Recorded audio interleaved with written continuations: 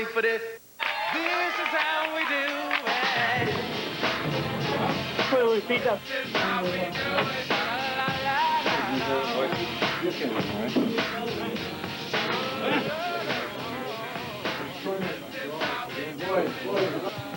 Let's make sure we get back to basics here, boys.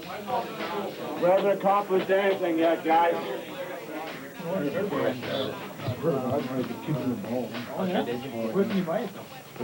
I got that. Let's embarrass these guys. Still got luck. Big second period, guys. Come on. We need a strong period here, boys. We need a strong period from everybody. How much time? 5 now? Okay, let's be ready here, okay, guys? Okay, listen up. I'm sorry. Let's take this thing serious here, okay? We won 1 period and they came on a little bit at the end. But when we did what we wanted to do, we dominated. And the things we can't do is we can't screw around with it at the blue lines anymore, okay? It happened one time, you know, we got a little too far out, and it wasn't just that one time, we did it a couple times, where we're coming out, and I think Raj did it too. Go back with it. Keep cycling with it, keeping it deep, because if you'll notice, the defense that they've got out there tonight are pretty slow.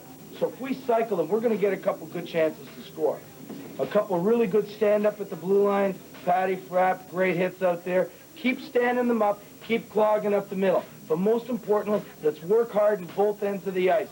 Now, we won 1 period, but that doesn't mean nothing in this game here. We got to come out, we got to make a statement, and we got to make it this period. So let's win this period and come out just as hard. Team captain now. Team captain. You mean to tell me he's not worth more than $200? Come on, folks. I got 400 over here. Thank you. I got 450 now. You want to make it 500?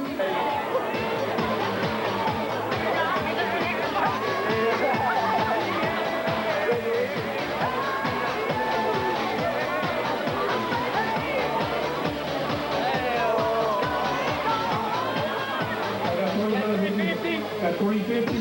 Got $350. Got 350. We'll give me 400. Got 350. I got 400 back. We'll give me 450.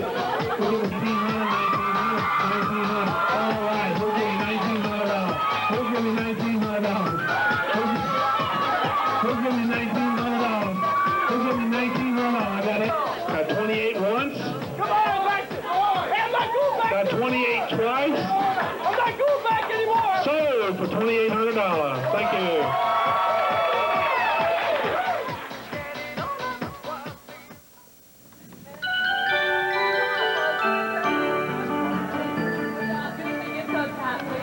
What?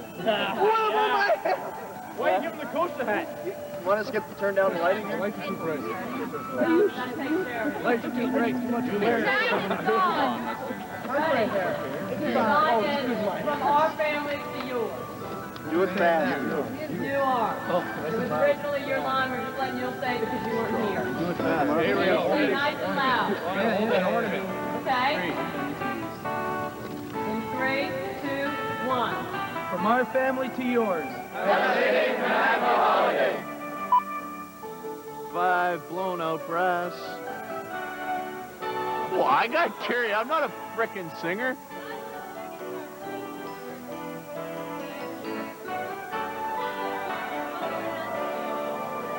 All right, I got it. All right.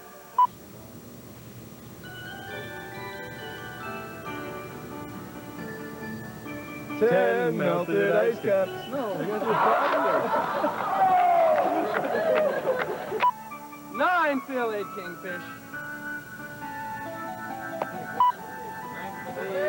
9 fillet. Okay, just wait. Stop. Let me try. 9 fillet kingfish. 9 fillet kingfish. 9 fillet kingfish. Hey, all right, okay, let's go. Roll. 9 fillet kingfish. Okay.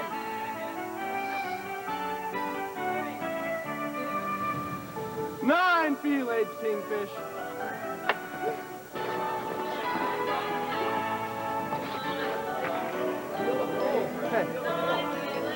Okay, ready, roll it.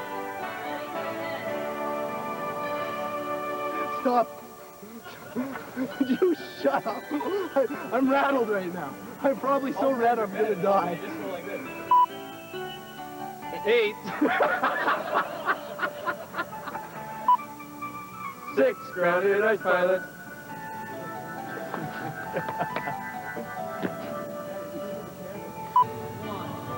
Three slaughtered bulls. And the Kelly Cup in 98. Number 24 in your program, number 1 in your heart. Give it up for Kevin Evans!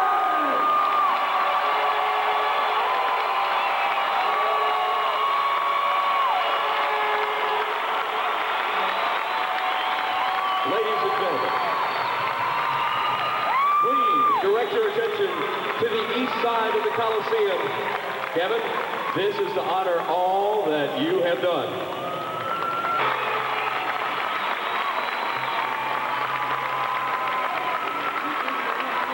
Here's a small token of our appreciation.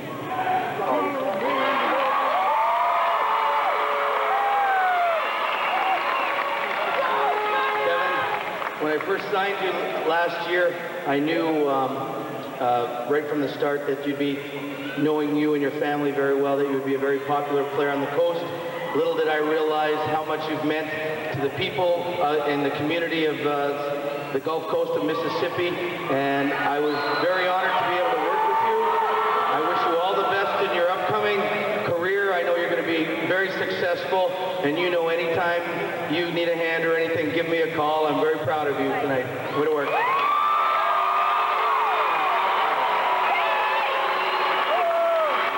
Now this framed sweater for Kevin Evans is going to sit in our box office in the Gulf Coast Coliseum for as long as this place stands, and everybody will never forget you. And on behalf of us, I hope you take this jersey and keep it and remember us as much as we're going to remember you. All righty.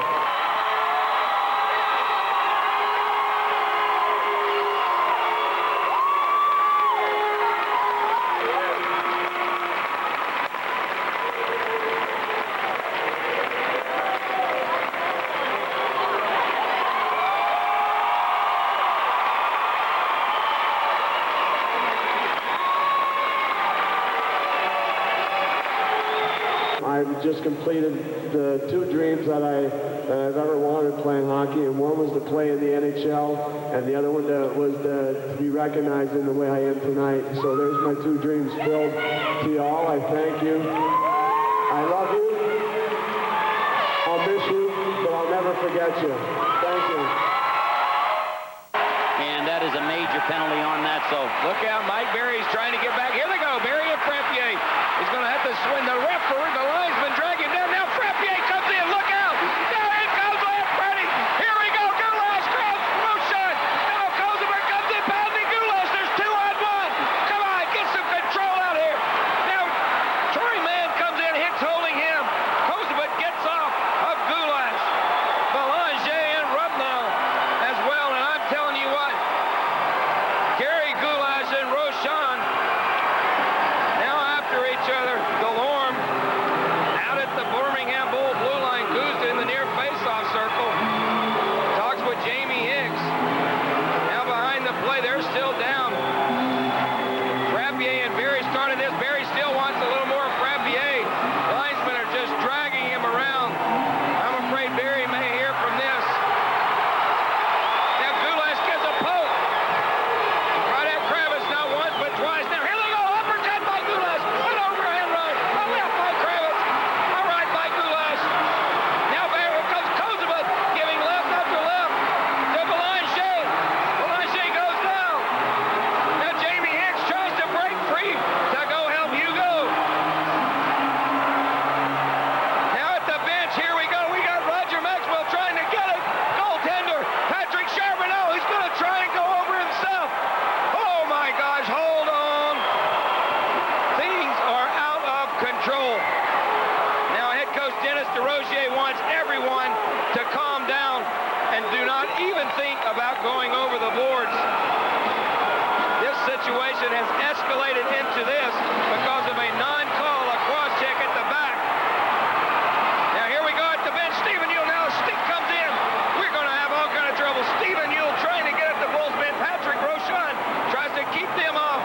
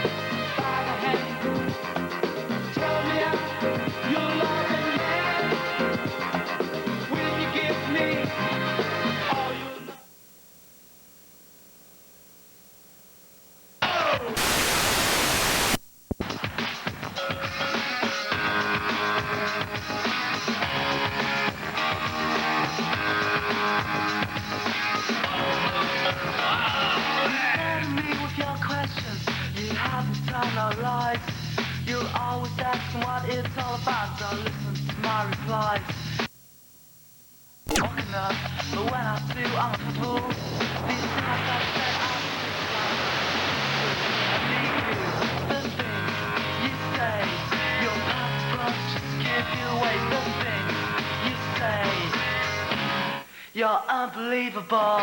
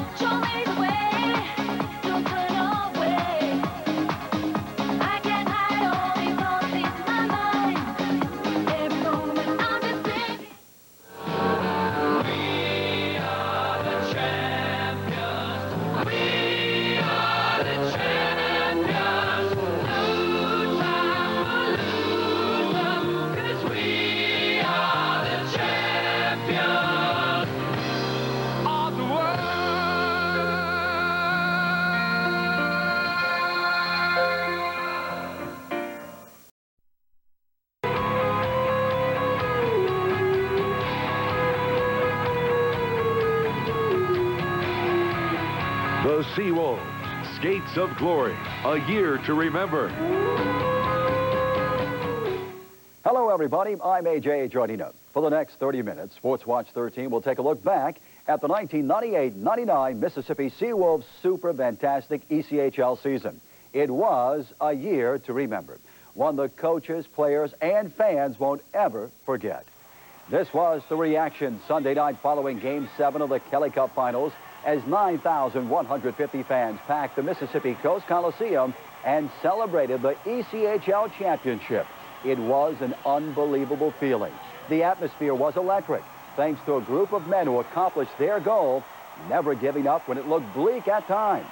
They hung tough, and thanks to that never-say-die attitude, the Kelly Cup trophy was raised high in jubilation and triumph, beating the feisty Richmond Renegades for the Kelly Cup trophy, becoming the first team ever to rally back from a 3-1 deficit and win the ECHL championship.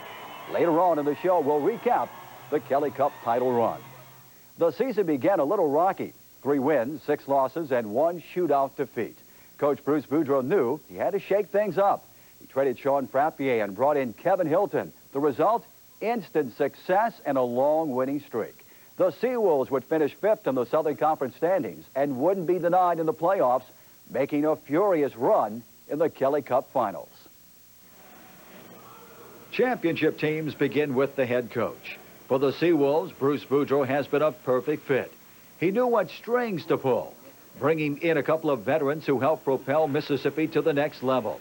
He sprinkled in some young, talented players, and the rest is history. He experimented with various players and line changes, and once he knew what clicked the best, the championship run was on. SeaWolves majority owner John Gagnon is quite pleased with the coaching ability of Boudreau.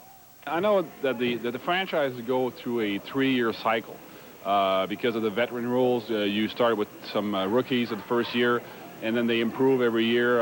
We have a lot of players like that that's been here for the full 3 years, and now they're showing up what they can do. And Bruce obviously did a very good job with them because look what we have. While Coach Boudreau isn't an overly demanding head coach, he gets the respect and the most from his players.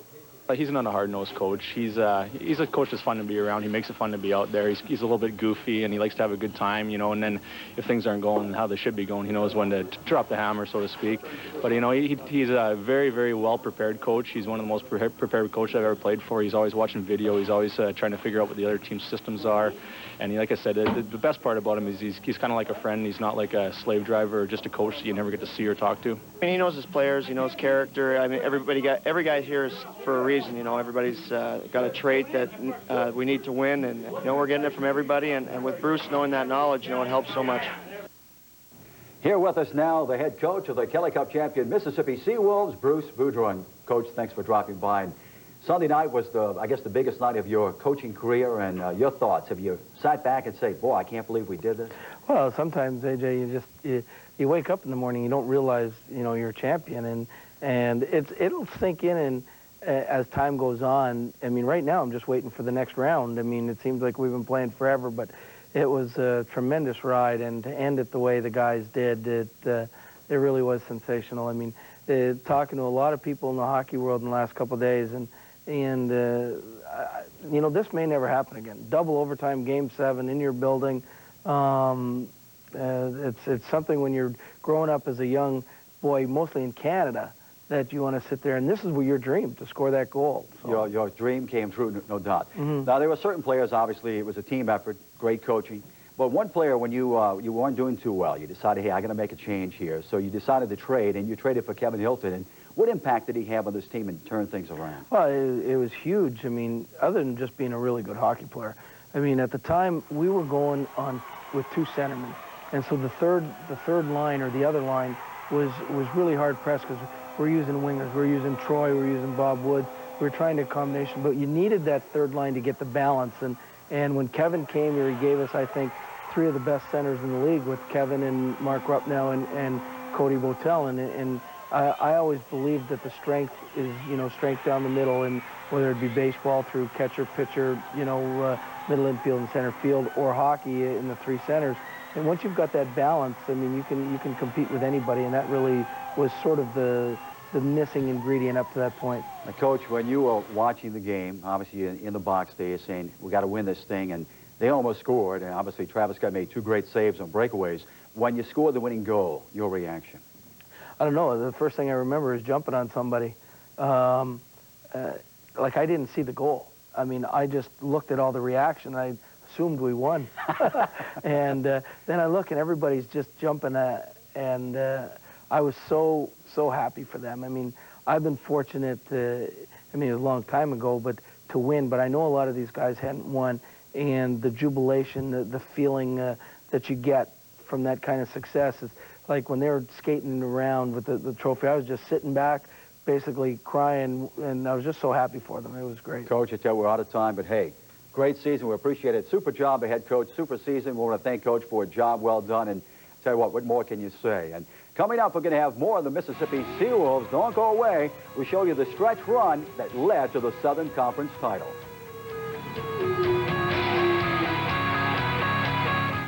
Brett Favre and the team at Turan Foley attribute their long-term success to a fundamental but essential philosophy.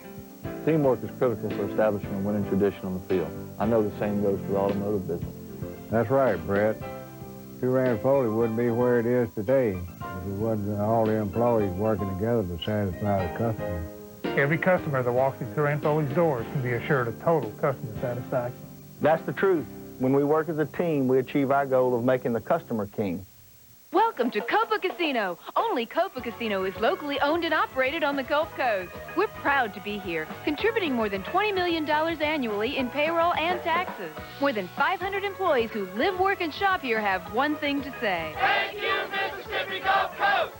Come on aboard for fun and excitement. That's our job, to make you feel right at home.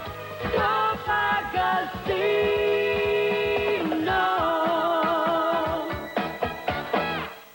Spring selling days at Glass Motors. And Glass Motors knows what you want, the best product for the best prices. Like this 99 Mazda 626, beautiful car, just $14,977. Or this Mazda pickup truck, 4 doors, all yours, $4,000 discount from suggested retail price. Even Joe's excited. I'm excited. Combine that with top-notch customer service and you'll be real excited, like Joe. I'm real excited.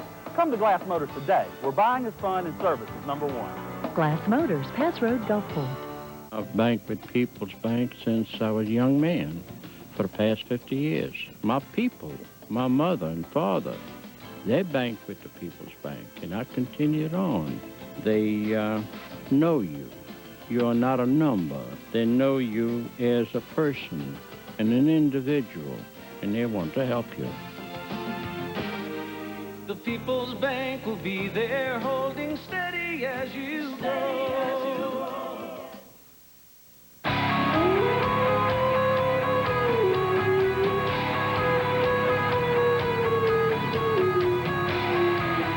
The SeaWolves, Skates of Glory, a year to remember. Welcome back. Now, once the Southern Conference playoffs got going, the SeaWolves turned up the heat. Bill Snyder joins us now to show us how the Wolves steamrolled through the Southern Conference. Bill, take it away. Thanks a lot, AJ. Steamrolled is a great way to put it. Talk about peaking at the right time. The team ripped off a 5-game winning streak to end the season, and it looked as though they were playoff ready when they headed to South Carolina for their first playoff series. However, on paper, the road to the Kelly Cup Finals looked kind of rough because PD, South Carolina, and Florida all had better records than the Wolves during the regular season. Not only that, the Wolves had a losing record against the Stingrays, Everblades, and Pride during the regular season. However, as we all know, that changed when the postseason puck dropped. The road to the Kelly Cup began in Charleston, South Carolina. The Wolves took on a team that outscored them 10-3 in their 2 regular season meetings. But the Wolves didn't care. They put on their blue road sweaters and carved out a 3-2 win in Game 1 and a 4-1 win in Game 2. That set up the Game 3 marathon at the Wolves' Den.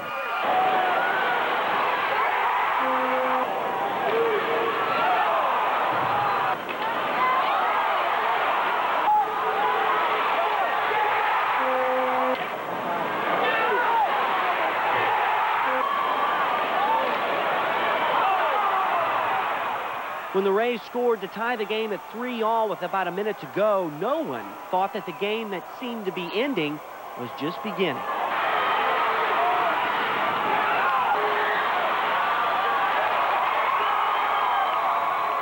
For 2 overtime periods, the two teams fought to a stalemate, a long stalemate. Hurd walks out right circle looking for someone to pass to. Fires, Hilton shoots, he scores! It's over! Longest game in ECHL history and the first playoff series win ever by the SeaWolves. Did you think it was ever going to end there for a while? No, I didn't. I kept coming in here and it was getting kind of monotonous, you know, just walking in here and walking back out there, you know, so, you know, I'm speechless. Next up, the Florida Everblades. The Wolves took game 1 in Florida 4-3, but in game 2, they fell behind 4-1 and seemed to be beaten. But then a big turnaround. Michael Kravitz triggered a SeaWolves comeback, and the Wolves eventually tied it at 4 and got involved in another overtime playoff thriller. Vashi Nedomansky's game winner in the second OT put the Wolves up 2-0 in the series with a chance to sweep at home in Biloxi. Florida Everblades.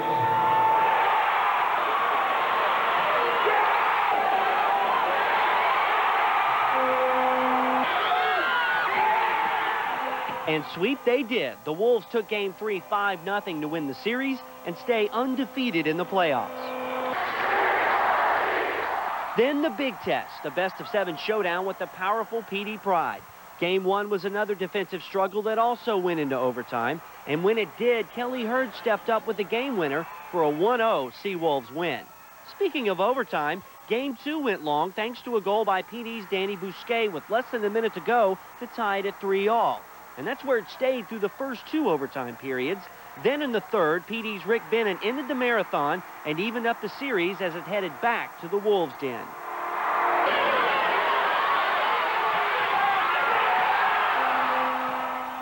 Eight goals were scored in the first 2 games. 7 were chalked up in the first period alone of Game 3. When the ice finally cooled off, the Wolves were in front 7-5 and up 2-1 in the series.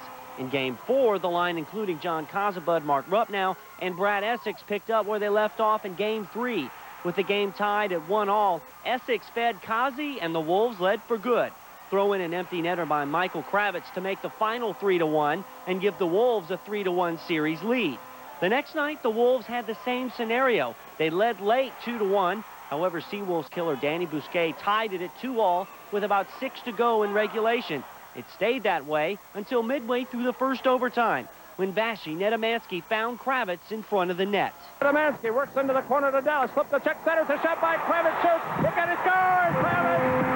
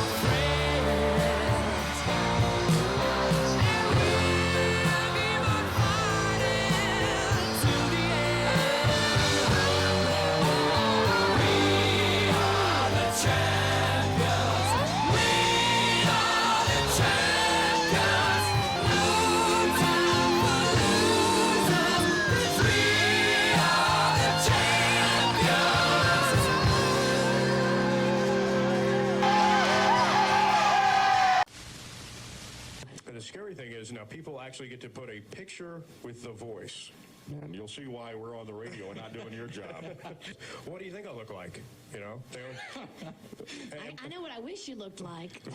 Would that be Tom Wopat? Yeah, that would be Tom Wopat. Chris Hardwick. Live 95 morning radio personalities tease one another about being seen on TV. But anyone on 25th Avenue in downtown Gulfport can already see the big show through the big studio window. We're so lucky to have that window because basically we can just mess with anybody, see everybody out there, take it out on the street, and people can see into us too and kind of get an insight into everything we do every day. So it's really neat. Hockey takes the studio stage during our visit. The SeaWolves' Kevin Evans stops by for a little one-on-one challenge with the overmatched Darren Keys. But this is no ordinary shootout. We're talking jelly donuts as pucks, and Evans firing the raspberry-filled missiles at the studio window while Darren plays goalie.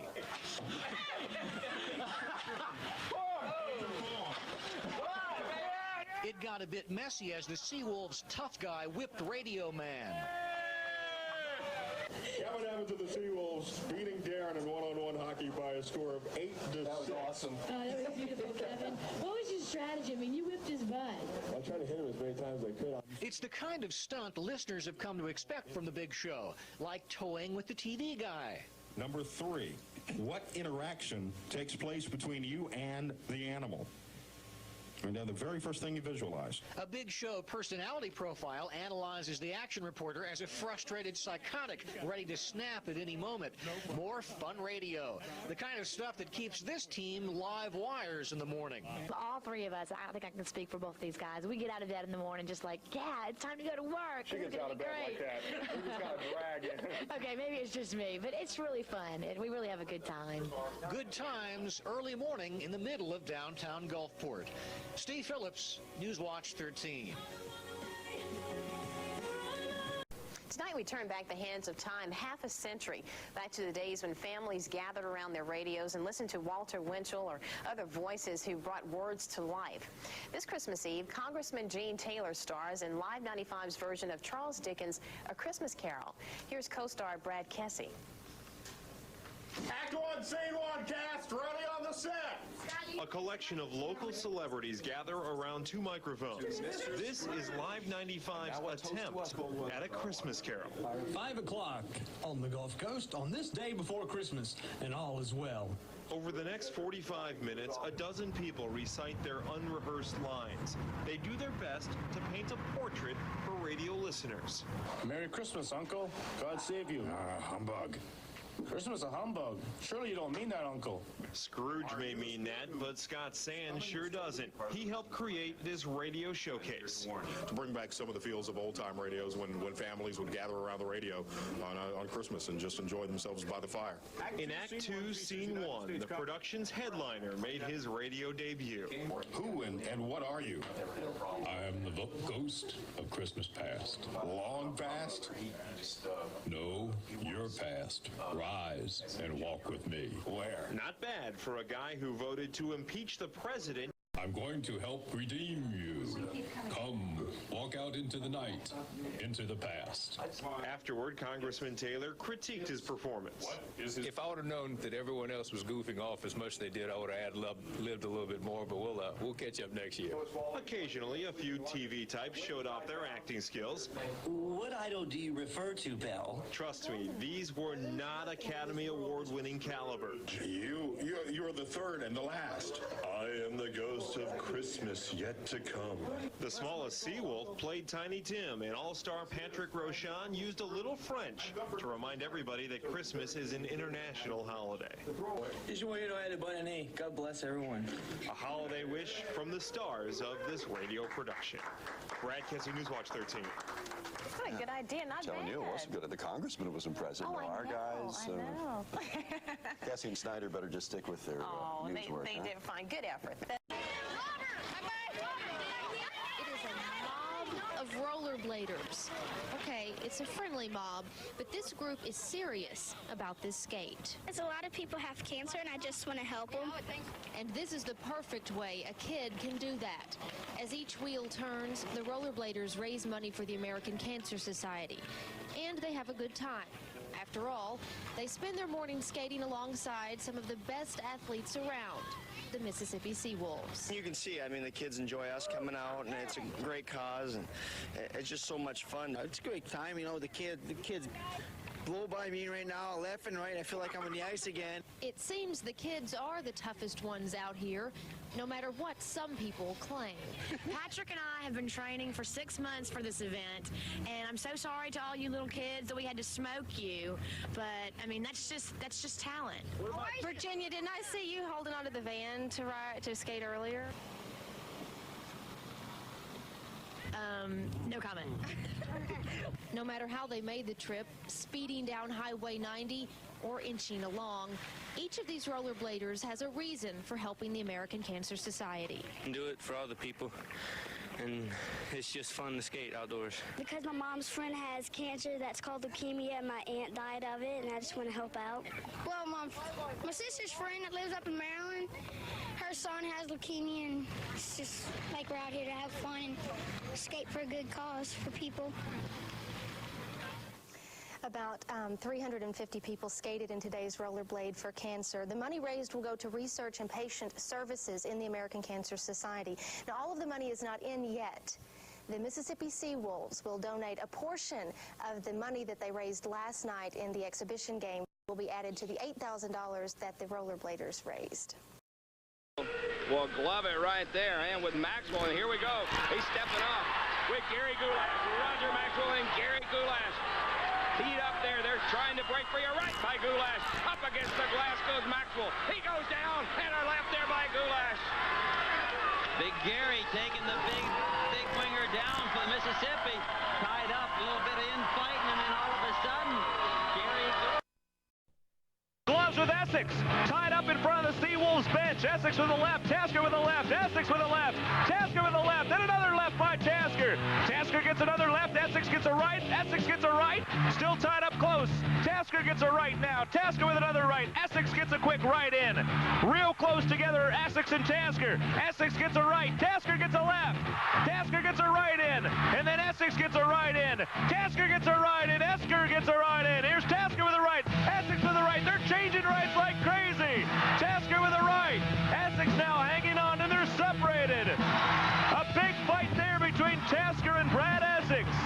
Side, Gardner makes the save, and here we go. Nathan Rempel is mixing it now with Chris Cava. Cava trying to get that left arm free.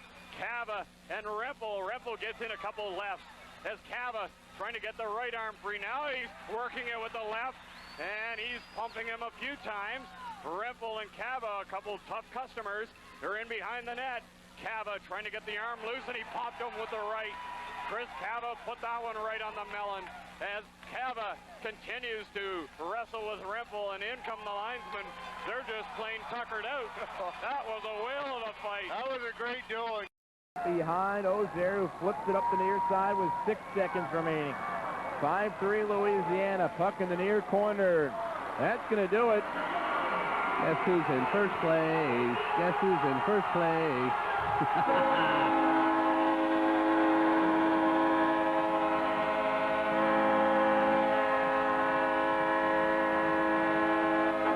.5-3 final tonight, and now we've got Jeff Worlton involved with Greg Gardner. All the teams coming together on the near side. Gardner and Worlton at the middle of things, and Dave Ferris and Nigel Pelche. We got a big practice going on, Ron. As on the near end side, Stu Peters was there for the SeaWolves in street clothes, and this one right in front of the SeaWolves exit. Not even sure how that one started, Ron. I don't know, but yeah, boys will be boys. Officials getting Worlton out of there. As the security coming down the near side, Derek Bogart grabs a hold of Jeff Hutchins. Sean Steele jumps on. Oh, here we go. Campbell and Ripple.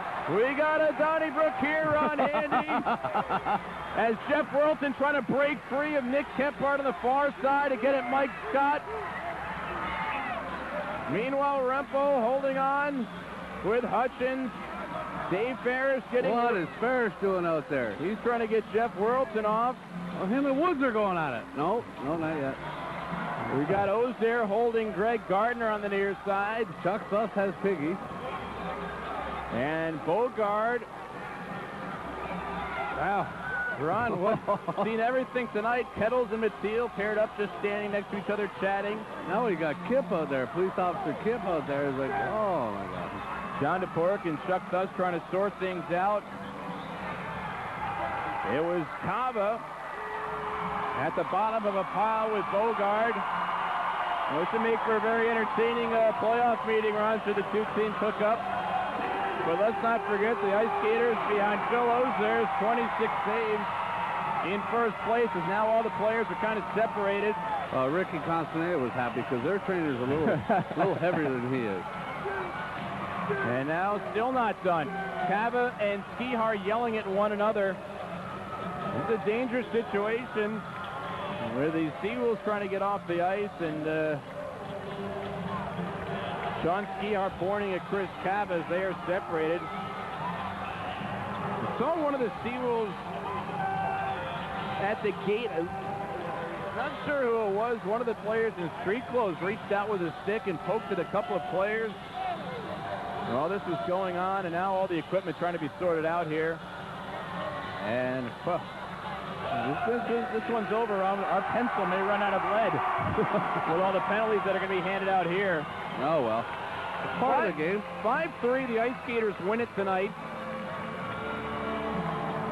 And you know, Ron, here we go. We got Austin Miller and Rempel squaring off again. Here we go. There you go, Rem. That'll bring all the players back to the locker room. There you go, Rem. And Nathan Rempel and Austin Miller. The main event with all the players circled around them. And Brian Graham is in the building tonight, Ron. And Val Rempel connecting with some lefts on Austin Miller. Dave Ferris, Bob Woods trying to get everyone out of the middle of things. Oh, here we go. And now, Skihar over to have some words with a couple of the SeaWolves. And yeah, hey, this is the East AHL. Just when you thought it was over, Rempel and Miller looked like a schoolyard bout, Ron, with all the players kind of circling around just watching. That one was the main event.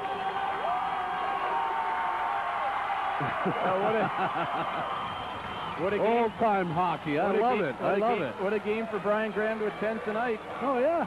It's the ECHL. And again, Ron, the important thing, the Ice Skaters win by the score of 5-3. It's 7,720. Look, we got a Ranger fan down here going, this ain't nothing.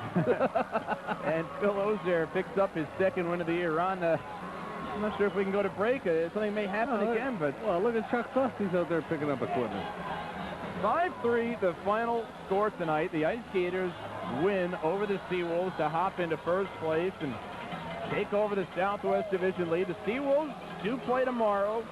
The chance to leapfrog the Ice Skaters, who are idle until Wednesday. Can I go for a break now or what? You can go for a break. You going to come back? Oh, I probably will, bro.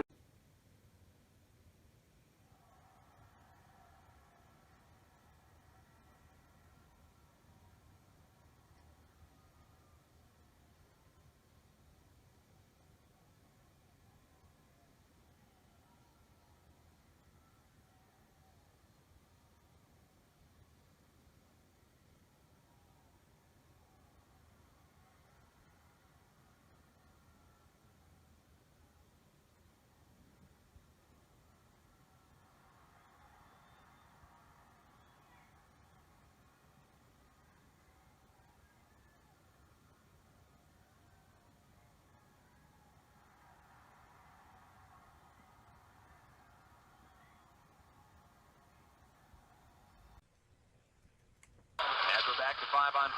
The puck moved into the zone offside.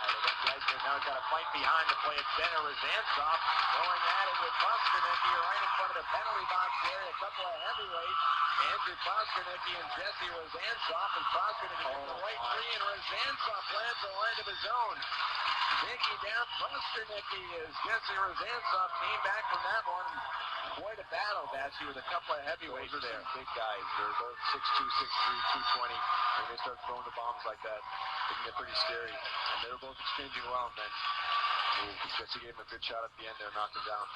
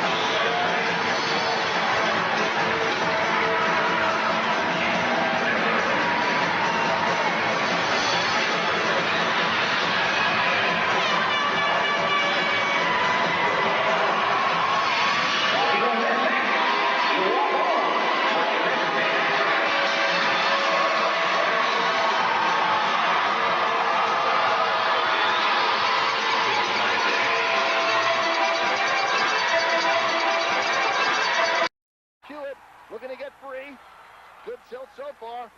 Maxwell throwing some rights. McEwitt trying to hang in and get free. Maxwell has got McEwitt's jersey up pretty high there. McEwitt gets a right in, trying to free up that left. Maxwell with a couple of rights. McEwitt with a couple of lefts now. Maxwell with some rights. And McEwitt has been cut. And the fight comes to an end.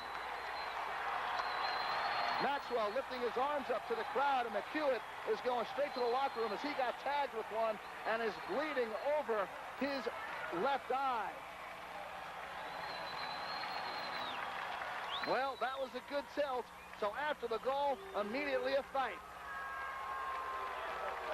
17:23 to go in the second period. Ice Gators lead 2-1. On the radio side, we'll take a 30-second local timeout. Well, Jason McHugh is the ice skaters, one of the ice skaters' heavyweight fighters, and boy, that was a tough fight. He hung in there and hung in there, but Maxwell at 6'5", 230 got the shoulder pads over Jason McHugh, and he threw a few shots in. I have never seen McHugh cut before. I'll tell you, Bruce, that's a TKO there. Wow.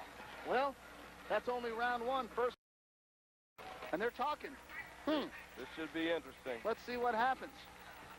Dumas wins the draw, and O'Rourke here's skates McCaig. ahead. McCaig's going to go at it. McCaig and Maxwell. Punch for punch, and now Maxwell gets McCaig down with a right hand, and he jumps on top of him and still hits McCaig. Oh, man.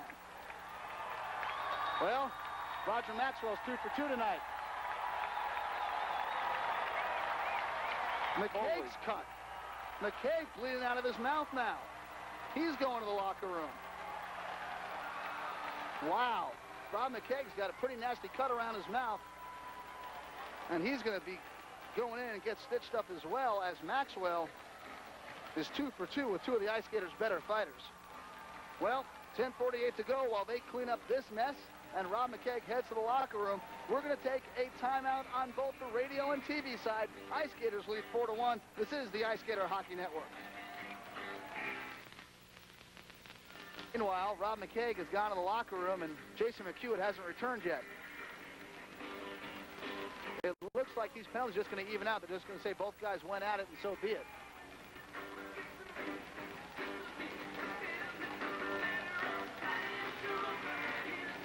But Maxwell just pounded on McCaig and got on top of him and continued to fire away while he was on top and had the advantage. Doug Shedden wanting an instigator penalty, but it hasn't happened. And Maxwell, after the fight, just skates away. And in the penalty box, Hamilton and Maxwell are going at it. Hamilton and Maxwell with the off-ice officials. The sheriff jumps in and breaks them up.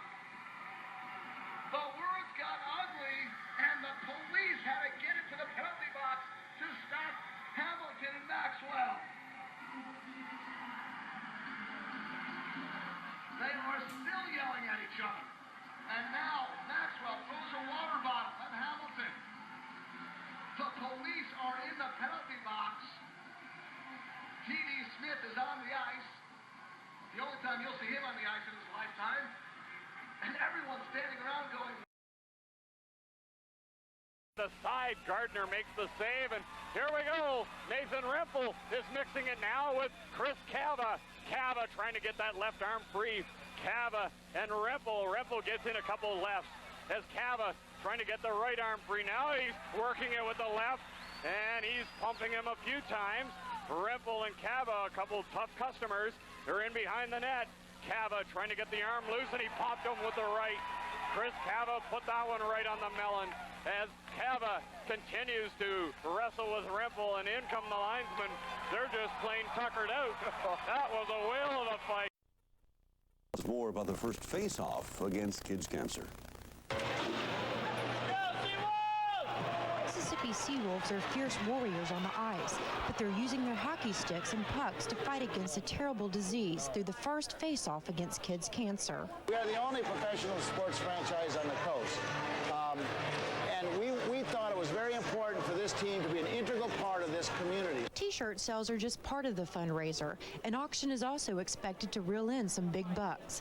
The money raised will help out 2 charities that fight against cancer, Caps for Kids and Candle Lighters. It does much more than what the medicines and the surgeries that are done can do. It helps to mend their spirit.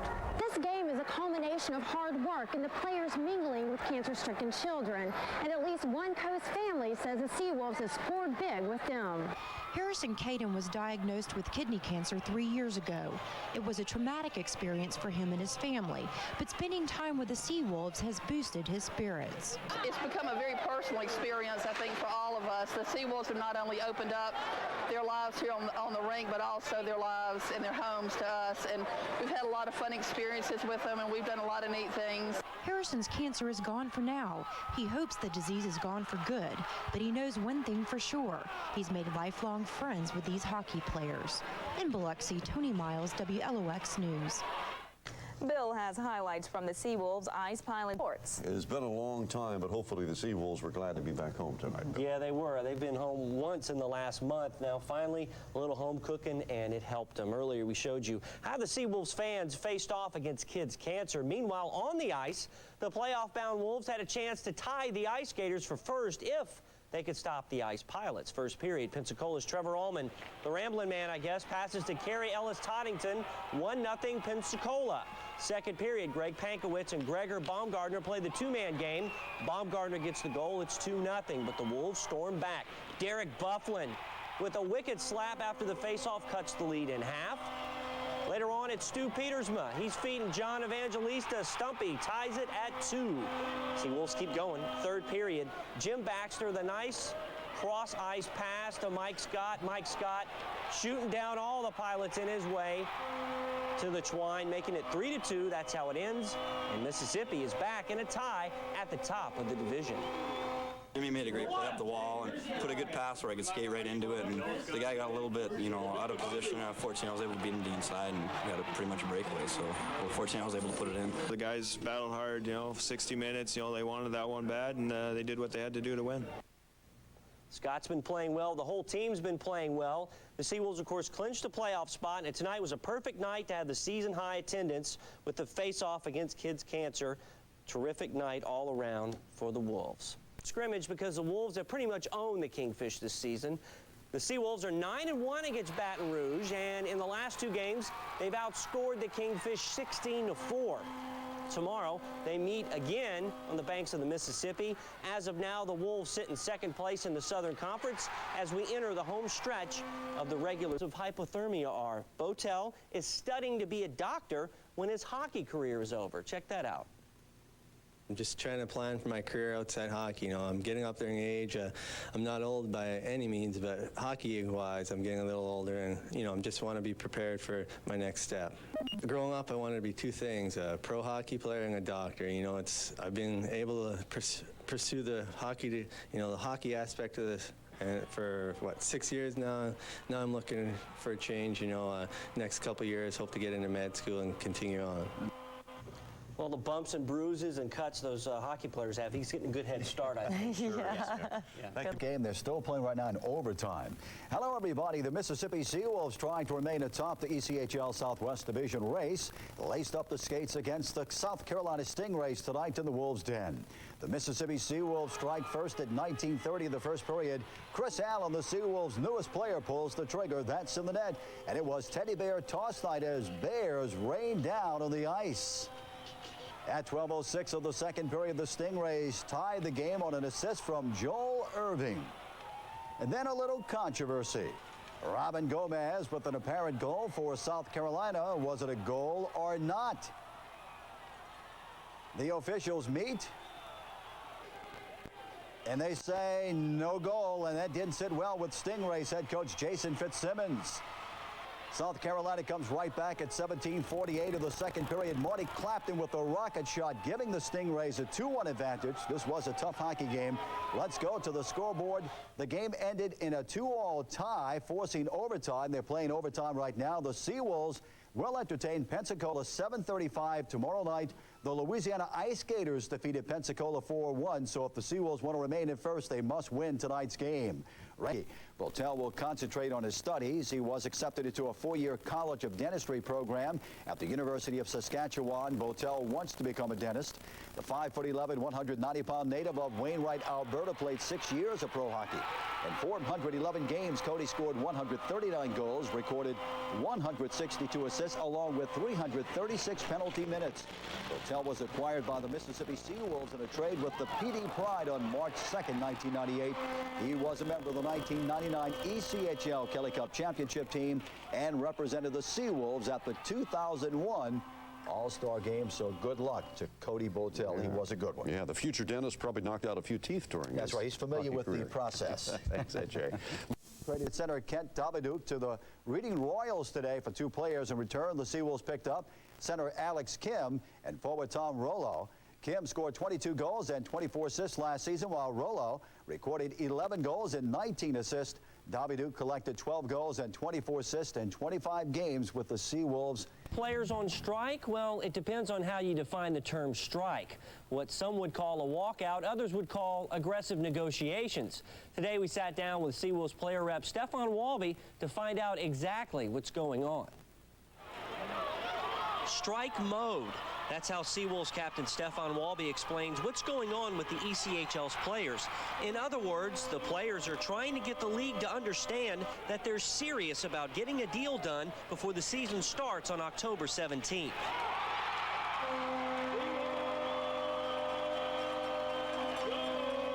So, is this a problem Seawolves fans should worry about?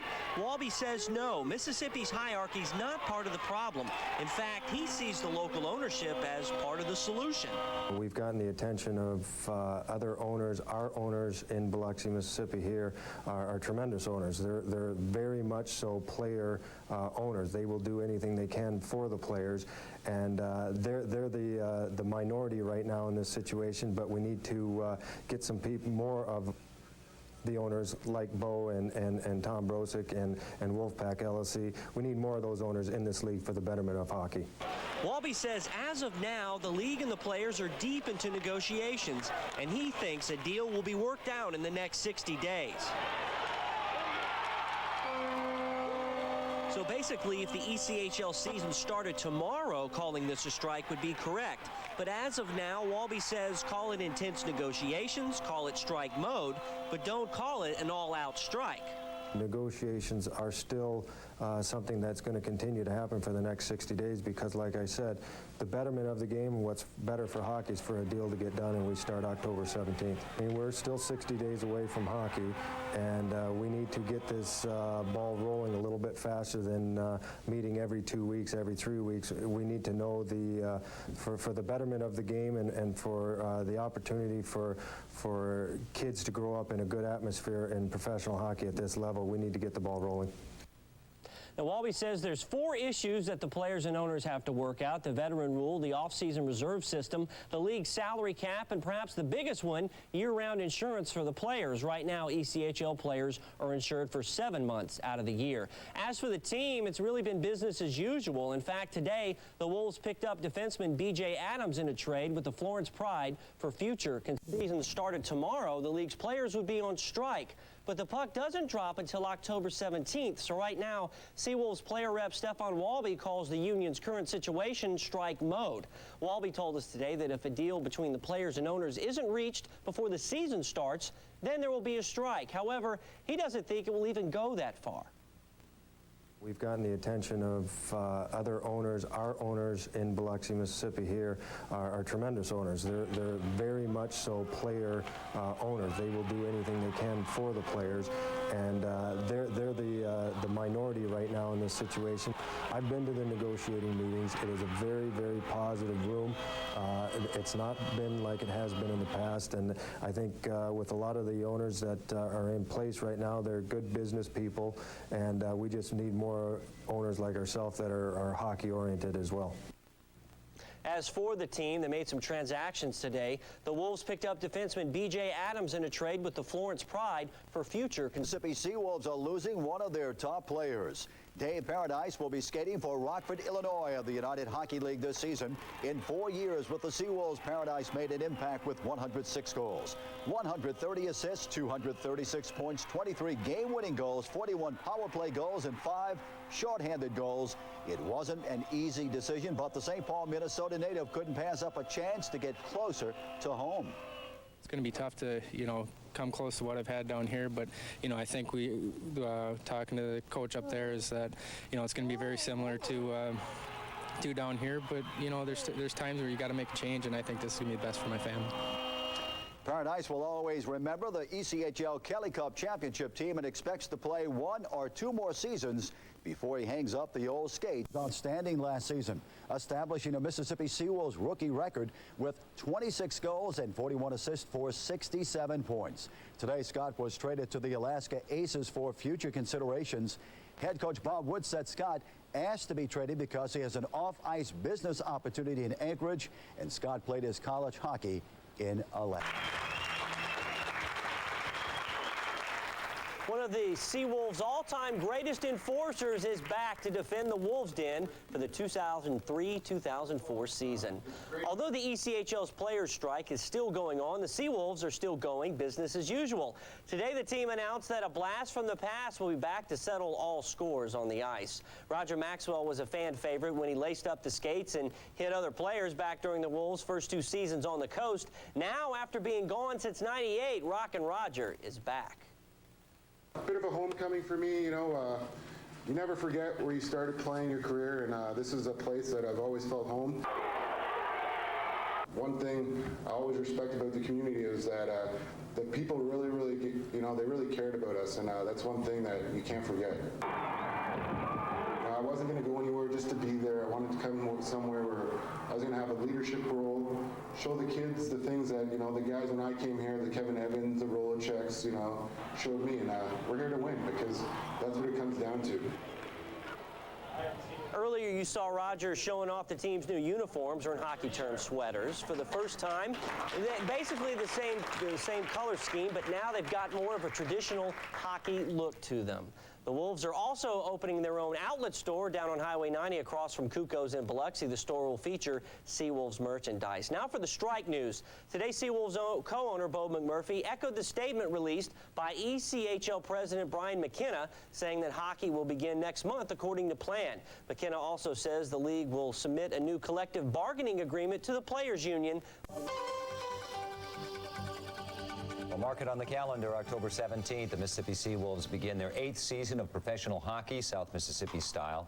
On the ice, the SeaWolves really have enjoyed tremendous success. The club has won a Kelly Cup championship, made it to the conference finals the past 2 seasons under Coach Bob Woods. Attendance continues to be an issue for team owners, and the ECHL is dealing with an unusual labor situation right now. This week, big news. The Wolves signed tough guy Roger Maxwell. Maxwell was a fan favorite with Mississippi 1996, 97, 98. Here to talk about the upcoming season, General Manager of the Mississippi SeaWolves, Bo McMurphy, and Head Coach Bob Woods. Thanks, guys, for being with us. Thank you. We appreciate that. Before we go any further, Coach, I want to start with you. I chose the words an unusual labor situation because I refuse to say strike. Tell us what the deal is, because it isn't a strike.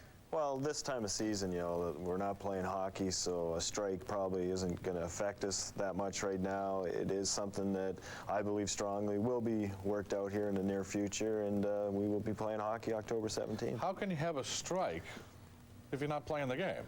It's a good question.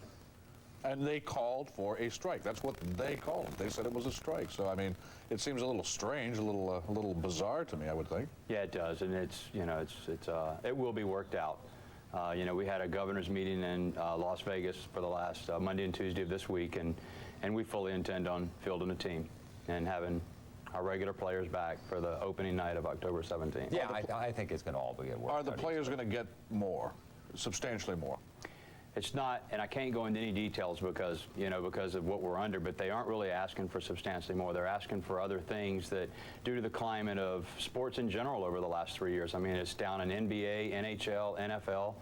The market for sports after September 11th is just not like it used to be.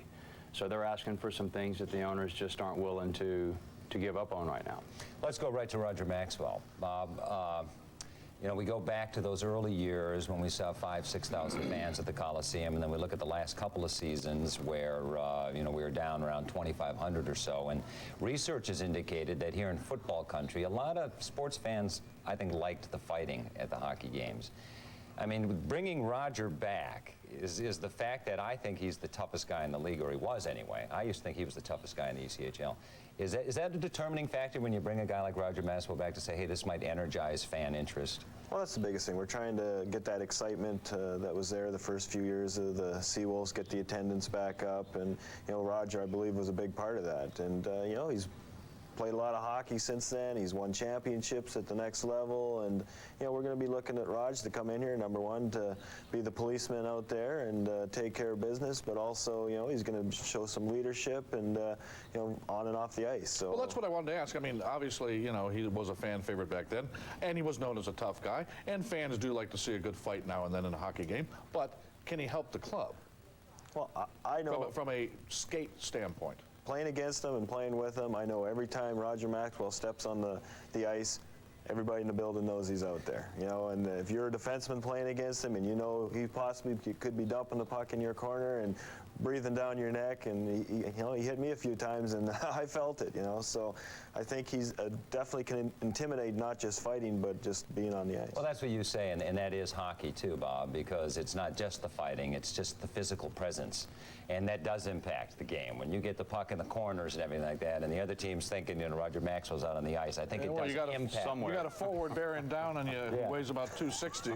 It has a tendency to in your mind just a little bit. I think it does affect the flow of the play. There's no doubt. He's pretty vocal when he's out there. Yeah. Is he a trash talker? A little bit of a trash talker, huh? Yeah. He makes it interesting. Like, he's fun to have out there, and you know, I think I'm expecting big things out of him. But you know, real quick, off the ice, a ton of character. Yeah, nice guy. Nicest guy you ever met off the ice. Future of the Mississippi SeaWolves, future of the ECHL, as we've already talked about, attendance down, and not just a little bit either. Yeah, you know, it's interesting because we did a lot of research over the summer through the league. I got lucky enough to be on the executive committee for the ECHL, and it's down everywhere. But we do have quite a few teams in the ECHL that have turned it around, and Mississippi is one of them. We are in second place with percentage-wise of where we were last year. We started out low. We averaged 2,200 season tickets a game the first half of the season. In the second half, we averaged over 3,800. So we knew what we needed to do, and there are a lot of other teams in the ECHL that knew what they needed to do, and that's get on the phone and call and sell season tickets. The most season tickets, interesting for David, and he would have known this, most season tickets we ever had sold here were 1,842 the second season, and we averaged 6,800 people a night. Remember the long lines we used to see? Yeah, it was fun. We're on pace right now to sell 1,600 season tickets, and that would top our third year. We really want to get to where we have 2,000 season tickets sold all the time, but it's only because we're on the phone, we're calling people, and we're selling tickets. We don't have a lot of time, and there are about 1,000 things we want to talk about. But Bob, what's the situation with these teams in Alaska and Las Vegas and California? I just saw the league fax me kind of a playoff scenario, and it was like 20 pages. It was a kind of a strange thing. Are you guys ever going to go out and play in Alaska or Las Vegas or Bakersfield? The only way we'll go out west, we've opted not to go out there during the regular season this year anyways. We're going to see how things go, but the only way we would go out there, if we win our division and they win their division, we would go out there. And you know, actually we have a couple teams. I think San Diego and Fresno are coming this way, and you know, it'd be interesting to go out there, but it's you know, one quick thing about the strength of the league. Alaska does great, San Diego does great, and we just chose not to travel the first year. We will travel next year out there. All right, Mississippi General Manager Bo McMurphy, thank you very much. Coach Bob Woods, we appreciate you being here as well, and good luck to both of you guys and the team in the upcoming season. Yeah. Thank you. October 17th, Louisiana Ice Skaters, quite an opening. Thanks for watching this weekend's edition of WLOX News This Week. Good night, everyone. ECHL players' strike is kaput. The mood over at the SeaWolves office is much more upbeat. After all, there's no more strike, and training camp is only a few days away.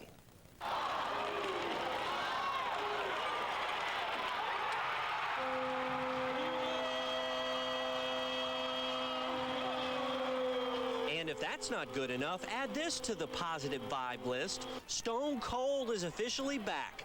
Today, SeaWolves team captain Stephon Walby re-signed for the upcoming season, his third with Mississippi. I'm really excited again about playing. I can't wait to, get ahead. Bunch of new guys in here and to teach and to go ahead and become successful once again, and certainly with the hype around the city and the new support from the season ticket holders this year, it's going to be a different atmosphere again this year, and really looking forward to it. You sort of walk around with a little bit of the weight taken off your shoulders. You're not that far behind in the process of getting the season started as far as conditioning wise. You always thought that something was going to get done in a timely fashion, and it has. The excitement Walby has is also felt by Bob Woods. Now, for the first time in a long while, there's no worries about strikes and collective bargaining agreements. Now, it's all about hockey. It's been a long summer, one of those summers I thought might have been a little bit easier, but, things worked out great, and I think both sides are happy with the agreement, so now we can move forward and get hockey going here. The Wolves will be going into the season with the core group of players intact thanks to the ECHL's extended veteran rule.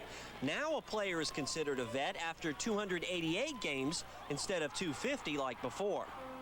Also dealt Alex Kim to Peoria for future consideration. Mississippi SeaWolves fans are familiar with veteran center Louis Dumont. Today, the SeaWolves inked the 30-year-old hockey player to a one-year deal. Dumont is among the all-time ECHL career leaders, ranking third with 670 ECHL points, second with 414 assists. His 256 goals ranked seventh, and Louis ranked seventh on the all-time ECHL list with 562 games.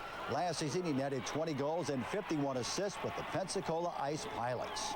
I don't feel any different. I know I'm 30 years old now, and the 3-0 makes you think a little bit. But as far as speed and reaction time, I don't notice a change at all since I was 21 years old. So playing center, I'll play center here, I believe. I'm more of an assist setup type guy when I play that position. Louis Dumont led the ECHL with 70 assists and 102 points while playing with Pensacola during the 2001-2002. Veteran center Louis Dumont has signed a one-year deal with the Mississippi SeaWolves. He's among the all-time ECHL career leaders in points, assists, goals, and all-time games. Last season, he bagged 20 goals and 51 assists with Pensacola. I just want to help where I can help. If it's offensive creativity, then so be it. If it's leadership, but I'm going to try and do a little bit of everything and just help the team the best I can. Coach Bob Woods and his SeaWolves open training camp Monday morning. And the Colts. To hockey, today the SeaWolves signed another player to the training camp roster. Defenseman Andre Lupenden will join the rest of the Wolves tomorrow as Camp Woods begins. The Wolves now have 4 defenders, 8 forwards, and 2 goalies in the house. That includes Stone Cold, Stefan Walby, who says he's more than ready to lace up the skates. We're all excited. The front office here is excited. I'm excited to see some of the new players that come in here and put this team together. And, you know, it's a fresh start. It's a new beginning, and you look forward to those kind of things. We'll go back on the ice opening training camp, the third preseason camp for head coach Bob Woods. It's all right, first day. We'll get it figured out here. 14 SeaWolves players laced up new skates preparing for the 2003-2004 ECHL season. Last year, Mississippi compiled a 44-24-4 one-loss record, losing to Columbia in the Southern Conference Finals. Coach Woods and his pack of SeaWolves took their first steps in trying to win the Kelly Cup Championship.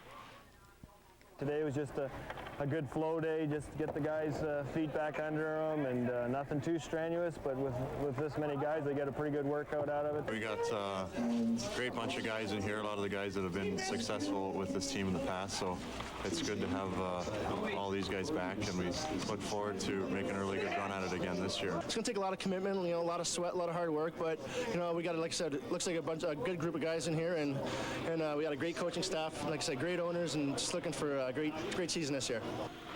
The SeaWolves meet the Florida Everblades Saturday and Sunday in 2 preseason games. Open training camp on Monday under the leadership and guidance of third-year head coach Bob Woods. Here's an up-close and personal look at the former player and assistant coach who's proven he's value as a head coach. Knuckleball, off speed.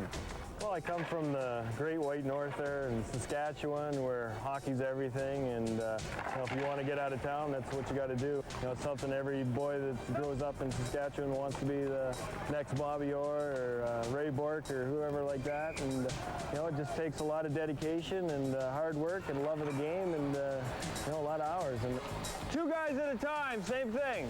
Too slow with 1. Forwards go to the net after you pass it out to the D. Just take that puck, off the rebound, 2-on-1 straight down. All right. One end or both ends? Both ends. Oh, I owned a farm back home. Farming isn't the best thing to be involved in as far as making money. You know, hockey was my other option, and you know, it's just one of those things that playing the game, I got to learn the game. I had a lot of great coaches along the way, and you know, I just thought that I wanted to stay involved in hockey. I knew I couldn't play forever, so you had to take the next best thing, which is coaching. You know, big thing everybody's seen the TV, that Snyder guy dying. One good example right there. One mistake in life. How do you think that Heatley's going to feel the rest of his life? You know, so let's make sure we're smart. I don't think anybody will be out getting crazy yet this time of year, but just something to think about. I'm just trying to share my knowledge with these young guys as far as just not just hockey, but life, you know, situations, and just make them good people and get them involved in the community as much as we can, and just help these guys grow up. Bob Woods, excellent coach and a nicer guy. He is. And maybe into the ECHL Southern Conference Finals the last 2 seasons under head coach Bob Woods. The SeaWolves completed their second day of training camp this morning in the Mississippi Coast Coliseum. That's where 5th-year goalie Sean Mathiel enters his second season with the local hockey team. During the 2002-2003 season, the 6'4", 215-pound Mathiel played in 24 games. He rang up 12 wins, 7 losses, and 1 shootout defeat. He gave up 3 goals per game. The core is back, which is really important. You know, guys like Walby and Baxter, guys that a lot of guys look up to. As long as we have those guys back, you know, the guys on the outside doesn't really matter. As long as they're good guys and can fit into the system. In 117 pro games, Mathiel has 53 wins, 42 defeats, 8 ties, and 6 shootout defeats, giving up 2.96 goals. Down to business on the ice, day 4 of the training camp in the Mississippi Coast Coliseum. 6'3", 240-pound right wing Roger Maxwell is back, entering his 8th pro season, 3rd with the SeaWolves. He last played for Mississippi in 1998 and developed a reputation as a tough guy, the SeaWolves heavyweight fighter. That's the way I came in the league, and I'm not ashamed of what I do or how I got it. You know, that's one thing that got me up and, you know, got me to this level and the next level. So obviously I can't fight every night, but my game's evolved over the years. You know, I'm a little more of a player now, but you can't change the way you came in the league, and that's one thing. There's an old saying, crushers become ushers. So as soon as you forget your role, that's when you're usually out of the game. He's a big guy, but he's a real nice guy off the ice, which is good news for me. Yeah, I remember in the afternoon for 2 preseason games against the Everblades in Florida. Center John Stumpy Evangelista is back for his 6th pro hockey season, 5th with the SeaWolves. The St. Catharines, Ontario native has 37 career goals, 57 assists, and 258 penalty minutes in those 5 seasons with Mississippi. It's going to take a lot of commitment, you know, a lot of sweat, a lot of hard work, but, you know, we got, like I said, it looks like a good group of guys in here, and we got a great coaching staff, like I said, great owners, and just looking for a great season this year. Their 2-game preseason clash with Florida. The Everblades won the opener on Saturday 4-1 before Mississippi came back on Sunday, mowing down Florida 6-3. Roger Maxwell and Tom Rouleau each bagged 2 goals. Coach Bob Woods will get his team ready for the season opener this coming Friday at 7:35 in the Mississippi Coast Coliseum, hosting the Louisiana Ice Gators. 2002-2003 ECHL Defenseman of the Year, Jim Baxter is back on the ice after suffering a heel injury last season. In fact, he netted the SeaWolves' first goal on Sunday. Baxter says the heel feels great. Yeah, I think it is 100%. I just got to keep an eye on it, make sure nothing, you know, doesn't split open again. But it, you know, had 16 stitches in the back of my heel, and it healed pretty good. I mean, I just wear a pad, and I mean, it hasn't bothered me one bit. So I'm hoping that, you know, nothing like that happens again. In 68 games last season, Jim Baxter netted 16 goals. With their 2-game preseason clash with Florida, the Everblades won the opener on Saturday, 4-1 before Mississippi came back on Sunday, mowing down Florida 6-3. Roger Maxwell and Tom Rouleau each bagged 2 goals. Coach Bob Woods will get his team ready for the season opener this coming Friday night at 7:35 in the Mississippi Coast Coliseum, hosting the Louisiana Ice Gators. 2002-2003 ECHL Defenseman of the Year, Jim Baxter is back on the ice after suffering a heel injury last season. In fact, he netted the SeaWolves' first goal on Sunday. Baxter says the heel feels great. Yeah, I think it is 100%. I just got to keep an eye on it, make sure nothing, you know, doesn't split open again. But it, you know, had 16 stitches in the back of my heel, and it healed pretty good. I mean, I just wear a pad, and I mean, it hasn't bothered me one bit. So I'm hoping that, you know, nothing like that happens again. In 68 games last season, Jim Baxter netted 16 goals. Night, and by this time Friday night, SeaWolves fans will be howling and hockey will be back for real. The Wolves take on the Ice Gators at 7:35 at the Coliseum to face off the 2003-2004 campaign. Jim Baxter says this team has the right stuff to make another run at the Kelly Cup. I'll tell you right now, we have the chemistry, and I know we have a lot of the nucleus from last year's success back this year.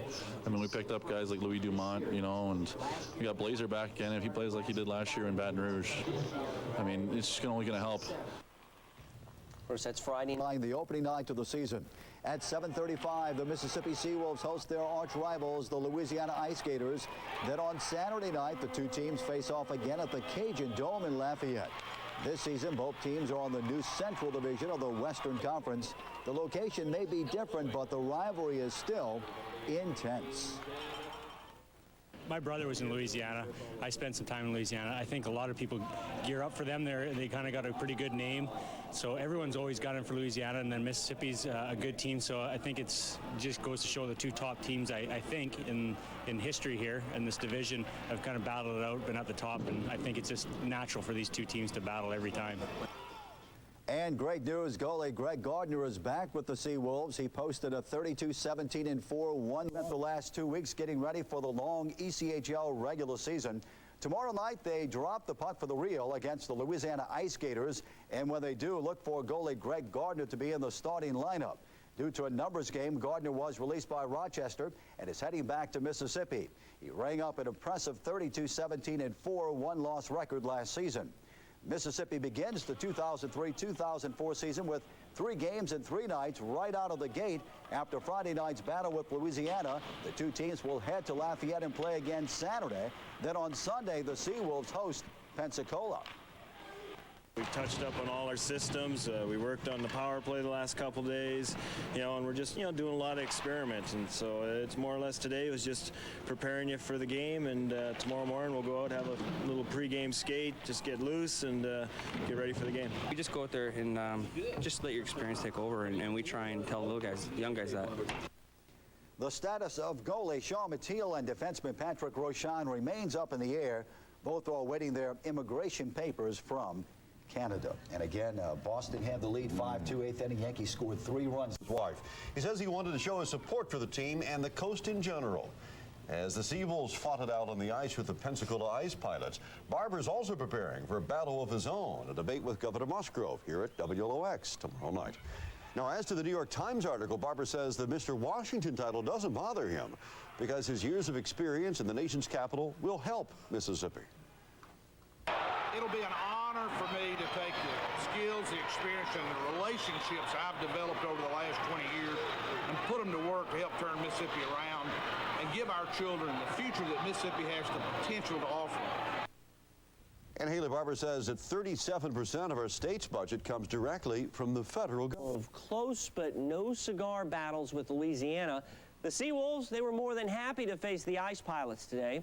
After all, Mississippi owned a 38-15-3 all-time record against Pensacola before this battle. In the first period, Roger Maxwell, a scoring machine, he said his game has evolved, and he's right as he slaps that one home. 1-0 Wolves. Now on the power play, they gave this goal to Maxwell. It looks like it went off the skate of Pensacola's Doug Schuler. Doesn't matter. Roger gets the goal. It's 2-0. Second period, Ice Pilots take off. That Brad Cruikshank goal tied the game at 2. Then on the power play, Kent Sauer to Greg Chambers. And suddenly Pensacola's in the lead 3-2. Late in the third period, the Wolves cash in. Jim Baxter fires. Jeff Hutchins on the redirect. It's 3-all and time for overtime. In OT, a rare penalty. Travis Lisbeth called for slashing, so the Pilots go to the power play.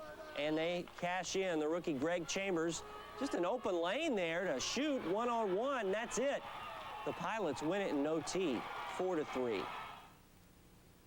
Yeah, I'm a tough guy or whatever, and I chipped in tonight, but it just comes down to we got to do what we do best out there, and that's grind in hockey, getting the puck down low and banging bodies. We got away from that, and they won the game because of that. You got to play 60 minutes in this league to win a hockey game, and I don't think we did it all weekend. That's why we don't have any wins in the win column. But they don't have any wins, but they did get 2 points this weekend with a couple of overtime games. The Seawolves will practice this week. Then Have done something no other Seawolves team had done in the previous 7 seasons, starting out the year winless after 3 games. Coach Bob Wood's club has no wins, 1 loss, and 2 shootout defeats, including a 4-3 overtime loss to Pensacola on Sunday in the Mississippi Coast Coliseum when Craig Chambers scored the winning goal in OT. On a positive note, tough guy Roger Maxwell has proven he's become a complete hockey player, bagging 2 goals for Mississippi in the first period. I think this was a big wake-up call for us, I think a lot of us think we could just throw the jerseys on and, because we have a pretty good roster that we're going to go out there and win, but you're not. You got to compete every night. You got to do what you do, what you're here for, and chip in where you can. The SeaWolves has signed Sergei Kuznetsov, and he'll be in the lineup when the SeaWolves entertain Columbus 7:35 Saturday night in the Mississippi Coast Coliseum. The 23-year-old hockey player led the SeaWolves. You win as a team, you lose as a team. You know what I mean? And, I'm just happy, I got out of my rep. But at the same time, a lot of guys here, I think, I realize now, I think they're realizing you got to step up, Had 5 days to pick up their pace in practice before dropping the puck 7:35 tomorrow night, hosting Columbus in the Mississippi Coast Coliseum. Coach Bob Woods and his players were not satisfied with their showing last weekend, picking up only 2 points in 3 games. The SeaWolves are ready to get back on track on the home ice this weekend. It's just a hunger. We've talked a lot about winning here already, and it doesn't just come naturally. You got to work on it. You got to earn your wins, and that's what I think what we're looking at right now is to have to earn the wins right now. Following Saturday's Columbus clash, Mississippi is back in the Wolves' den, 4:05 Sunday afternoon, when the Texas Wild. The SeaWolves experienced the negative side last weekend, picking up no wins, 1 loss, and 2 overtime defeats. The SeaWolves spent a good practice this week, fine-tuning their game plan for Columbus tomorrow night at 7:35 in the Mississippi Coast Coliseum, and a 4:05 date with the Texas Wildcatters Sunday afternoon in the Wolves' den. It's all a learning experience, and it's going to be a long week. Let's just say that, sitting in our minds, because first of all, you shouldn't lose at home. Home's where you should always win and play your best hockey. It's the SeaWolves hosting Columbus at 7:35 tomorrow, and Texas at 4:05. The Wildcatters are one of the ECHL's new teams. They started off the season with a 7-game road trip. Now, the last stop was at the Wolves' Den for a battle with the home team. Now in the Coliseum, lots of flags displayed: the U.S. flag, Canada, Russia, and the colors of the Ukraine. First period on the power play, Stephane Walby to Louis Dumont, back to Stone Cold, 1-0 Wolves. In goal tonight, Sean Mathiel, he was solid, stopped 21 out of 23, including those shots. Still, first quarter, another power play. Travis Lisbeth, his first goal of the year. It's 2-0 after 1. Now we go ahead to the third period, 2-2. However, the Wolves had the tools, they had the talent. It's Miller time. Austin Miller making it 3-2. Now how about some insurance? Stephane Walby feeding Jeff Hutchins.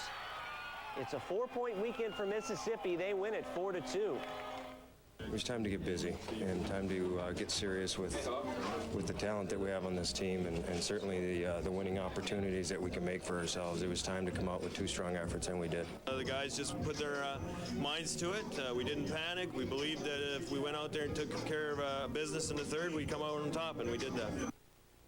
So the Wolves take it 4-2. They play this Wednesday at Gwinnett up in Duluth, Georgia. First period lead Sunday night over Texas before the Wildcatters tie the game 2-2 after 2 periods.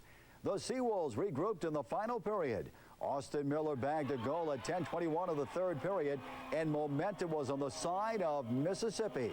6 minutes later, Jeff Hutchins slapped home an insurance goal, giving the SeaWolves a 4-2 victory as Mississippi picked up 4 points this weekend.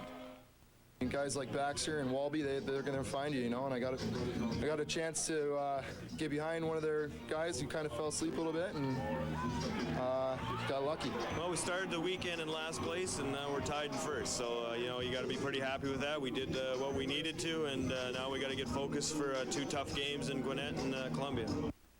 The Fresno Falcons, Bob Woods decided to shake things up a bit. He activated Steve O'Rourke and Anthony Battaglia and put Sean Mathiel and Andre Lupindin on injured reserve. Now let's see if those moves help the Wolves bring the Falcons down to earth. From the Wolves' den first period, no score, but now it's Miller time. Austin Miller with the slap shot. It's 1-0 Wolves. Second period, the bulb in the lamp burns out. Stephane Walby first with the loose puck. It's 2-0 Wolves. Then Louis Dumont. This is individual effort, doing it behind the back. 3-0 SeaWolves. Anthony Battaglia, he's definitely been activated on the ice. 4-0 Wolves. Fresno comes back, still second period. 4-1, then Anthony Bullock makes it 4-2. After that, more offense. Brent Govro redirects this Kerry Ellis-Toddington shot. 23 seconds later, Jeff Hutchins finishes off the breakaway. It's 6-2, still second period. Sergei Kuznetsov scores on the power play. 7-2. The Wolves win 9-4. 9-4 thanks to that explosive second stanza. It was a pretty explosive period. I was very impressed with the guys. We let them get back to 4-2. We could have went back in a shell and went the other direction, but the guys stepped up and took charge, and that was a good thing for me to see. That 6 goals in the second period ties a franchise record for most goals in a period. Now the Wolves go on a 2,300-mile road trip starting Tuesday against South Carolina. The first of 6 straight road games by doubling up on South Carolina 6-3 tonight. Jeff Hutchins broke a 3-all tie with his 9th goal of the season. A power play goal at 14:01 of the second period. Steve O'Rourke and Travis Lisbeth scored open netters to polish off the Stingrays. Mississippi battles the Florence Pride. Second of 6 road games, straight games that is, on the road. Tomorrow night at Florence, South Carolina. Player coach Stephen Walby is a seasoned veteran and is highly confident Mississippi will come out on top after this road trip. We got to be able to put 2 in a row and put 3 in a row, and it's not easy on the road. But we got 6 games, and if we come out above 500, I like our chances. The SeaWolves are coming off a 6-3 win over the Southville 3-2 tonight. Held a game outdoors in frigid Edmonton. It's doubtful they could do that here, right? Well, in fact, the Wolves were happy to be back in the Wolves' Den indoors after a long, grueling 2,000-mile road trip. Texas in town tonight. Instead, it was the Wolves striking oil and goals. First period on the power play, Brent Govro, 1-0 SeaWolves. Still in the first, another power play. Sergei Kuznetsov chips it to Louis Dumont. That puts Louis 1 point away from tying the league record for scoring, and the Wolves are up 2-0. Second period, it's Sergei Kuznetsov getting the goal this time and making it 3-0 Wolves. Same period, Kuzi going end to end, doing the honors himself. 4-0 Wolves at this point. Greg Gardner between the pipes, 32 shots, 32 saves. He throws a shutout. The Wolves send the Wildcatters home bankrupt 4-0. After that long road trip, we're all tired and weary after that 7-game road trip, and this is a big victory for us. These are 2 points in our division. We needed these 2 points, and we all just kind of came out there and gave it our best. I don't know if we got their best game tonight, but we did what we had to do to get the win, and it's important. Wolves take it 4-0. They take on Pensacola. Well, back in the friendly confines of the Mississippi Coast Coliseum Sunday and took care of business, pounding the Texas Wildcatters 4-0. Sergei Kuznetsov led the charge offensively, netting 2 goals as the SeaWolves dominated play. Goalie Greg Gardner stood tall of the net, posting a shutout. Forward Louis Dumont scored 1 goal, giving the veteran 9 for the season, and 1 more goal would tie Dumont for the ECHL's all-time points record of 689. He'll get that chance tomorrow night at Pensacola.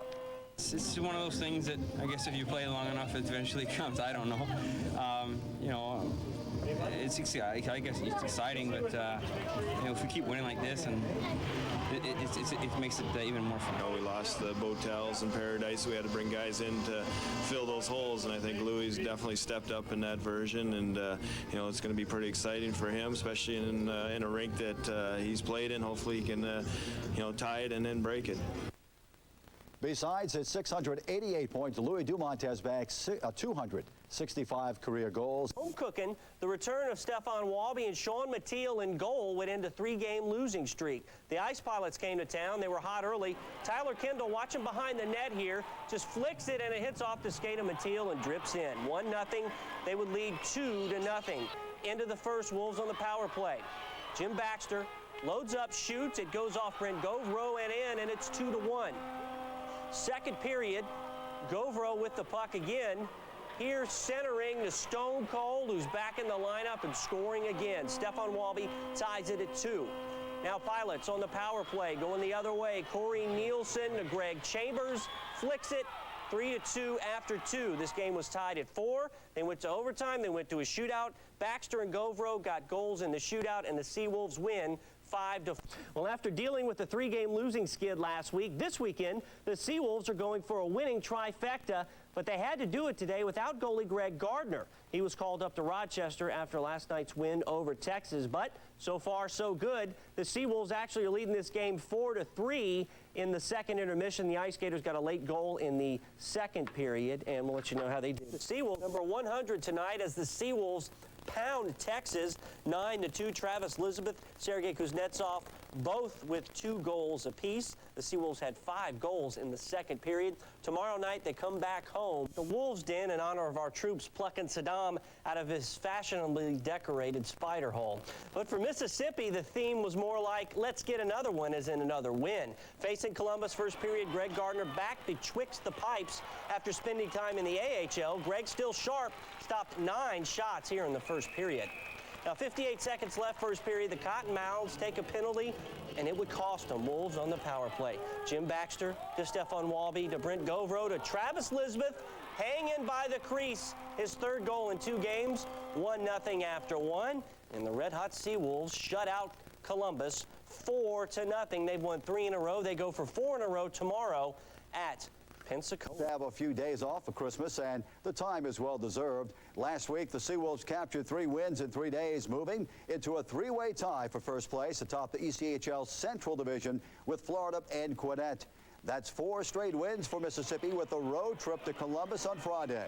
Greg Gardner received the big honor 2 days before Christmas, named ECHL Goalie of the Week.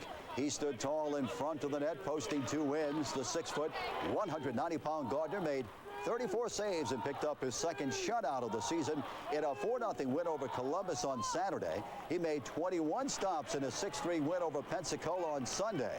Gardner improves to 10-6-3, giving up 2.56 goals per game. Look at his season last year. He played so well for us and never got a shutout all year long. And this year he's back with us and playing well again. Actually, I have both goaltenders, Mathieu and Gardner, playing extremely well. And Gardner's getting the shutout there last week. I think that was a big thing for him. And now he got the goalie of the week, which is in our league there's a lot of good goaltenders. And to be named the outstanding one of the league, that was a great accomplishment for him. Following Friday's road trip to Columbus, the SeaWolves entertained Pensacola Saturday night. And stand out on the schedule. One of those games was tonight at the Mississippi Coast Coliseum. Mississippi hosted Pensacola. The SeaWolves are coming off a sluggish post-Christmas loss. Pensacola was coming off a dramatic win to the Coliseum. We go, second period. The Wolves defense couldn't get off the ice. Greg Chambers and Jim Abbott, it's 1-0 Pensacola. Just after a power play ended, same thing happened. The D couldn't get off, and Andres Holmquist with the slap shot blasted it past Mathieu. It's 2-0, but 3 third-period goals by the Wolves and an overtime goal by Jim Baxter. SeaWolves 4. And Wolves in the year 2003 was played tonight in the Mississippi Coast Coliseum, an ECHL clash with Texas. The Wildcatters grab a 2-0 first-period lead. Tony Lawrence, nice wraparound. Brian Passmore takes the puck and slaps it past Shaw Mathieu at 5:08 of the period. SeaWolves on the attack. Jeff Hutchins, nice move, but can't get off a solid shot. Jim Baxter follows up. Davis Parley with the block for Texas. Mississippi keeps the puck alive. Wildcatters defending. SeaWolves don't quit. Here comes Jim Baxter moving toward the goal. He slips the puck into the Texas net, cutting the Wildcatters lead 2-1. Excellent determination. Final, SeaWolves 4, Wildcatters 3. Louis Dumont scored his 17th and 18th goals, and Travis Elizabeth bagged the game winner with only 1:20 remaining in the hockey game. The SeaWolves entertained Columbia Friday night at 7:35. College yesterday against the Columbia Inferno at home, the Mississippi SeaWolves hoped to get their first win of the new year as they took on the Louisiana Ice Gators earlier tonight in the Wolves Den. It's teddy bear toss night, but the fans will have to wait before any Bears hit the ice. Second period, Ice Skaters power play. Bobby Brown with the puck, passes Mathieu, went high, 1-0 Ice Skaters early. Later, Ice Skaters with another power play goal. Mathieu stops Ben Story, then Armandus Burzins with the score, 2-0 Ice Gators. Fans still waiting to throw their Bears on the ice. Finally, late second period, Travis Elizabeth with the score. Then the hundreds of animals come down like rain. 2-1 after 2 periods. One more goal by the Ice Gators in the third period gives the Gators the win, 3-1. 3 straight games, but trying to do it on the road in 3 nights is doubly difficult. This weekend, though, the SeaWolves made that feat look pretty easy. Today up in Columbus, they pound the Cottonmouths 5-1. They're still in first place in the Central Division. They'll take on Gwinnett this Tuesday at the Wolves Den. From skates to wheels, these kids are getting ready to start the first ever high school roller hockey league here in South Mississippi. The idea is still in the planning stages, but the hope is to have roller hockey become an official high school sport in the future. Right now, teams are being organized in Long Beach and Gulfport and other schools on the coast, but the master plan is to take roller hockey statewide. But right now, it's in the walk before you can skate stage. I mean, it's going to take a while. First of all, we got to get the interest up, right now we're operating this as like a recreational league, a high school recreational league. But the goal is to make this an official high school sport, and we have to go to up to state level, the Mississippi Athletic Association, get them on board with it, and then get enough schools on board with it. All right, so maybe in a couple of years we'll be covering roller hockey in high school. You never know. The Mississippi SeaWolves sitting atop the ECHL Central Division battled third-place Gwinnett in the Mississippi Coast Coliseum tonight. The Gladiators trailed the SeaWolves by 3 points before tonight's hockey clash. Bob Woods was looking for his team's 4th win in a row. 12:47 of the first period. Carrie Ellis Toddington fires at the net on the rebound. Brent Govro slips the puck in the net. 1-0 SeaWolves. It stayed that way until the second period when Gwinnett's Anthony Aquino steers it past Greg Gardner. 1-1 on the power play goal. Same period, SeaWolves on the power play. Once again, Ellis, Toddington, and Govro hook up for the goal. SeaWolves lead 2-1. 9 seconds left. The Gladiators can't get a last-second shot off. The SeaWolves clear the puck and win a close one by a score of 2-1.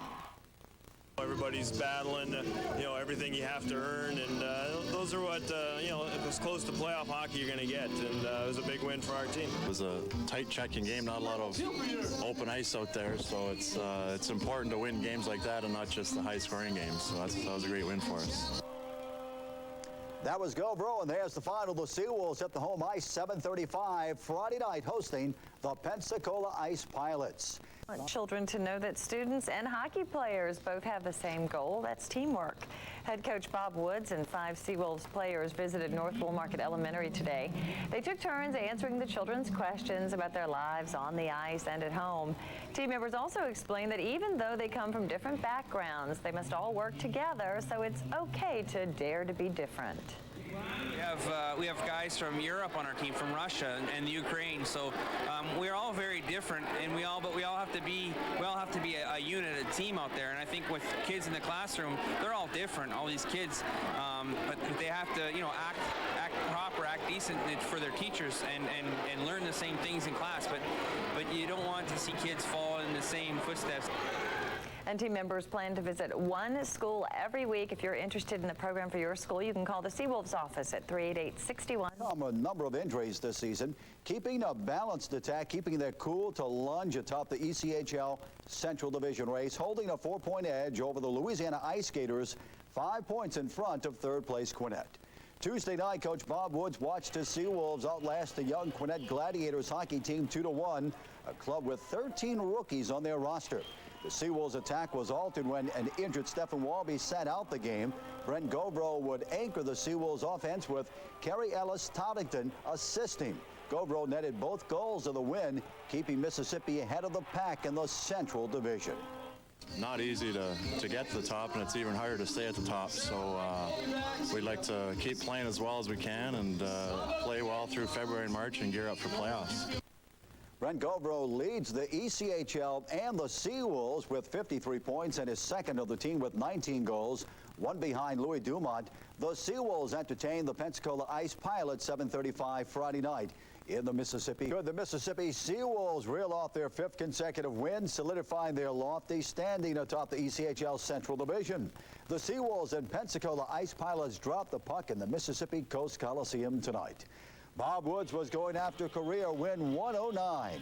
He watched Travis Elizabeth dish the puck off to Ellis Toddington. Back to Elizabeth. 1-0 SeaWolves. Pensacola's Dwayne Hay would bag 2 first-period goals, giving the Ice Pilots a 2-1 lead. Second period action, Jeff Hutchins' great move for the SeaWolves, slapping the puck past Pensacola goalie Brian Eklund. Game tied. Sergei Kuznetsov off to Anthony Battaglia.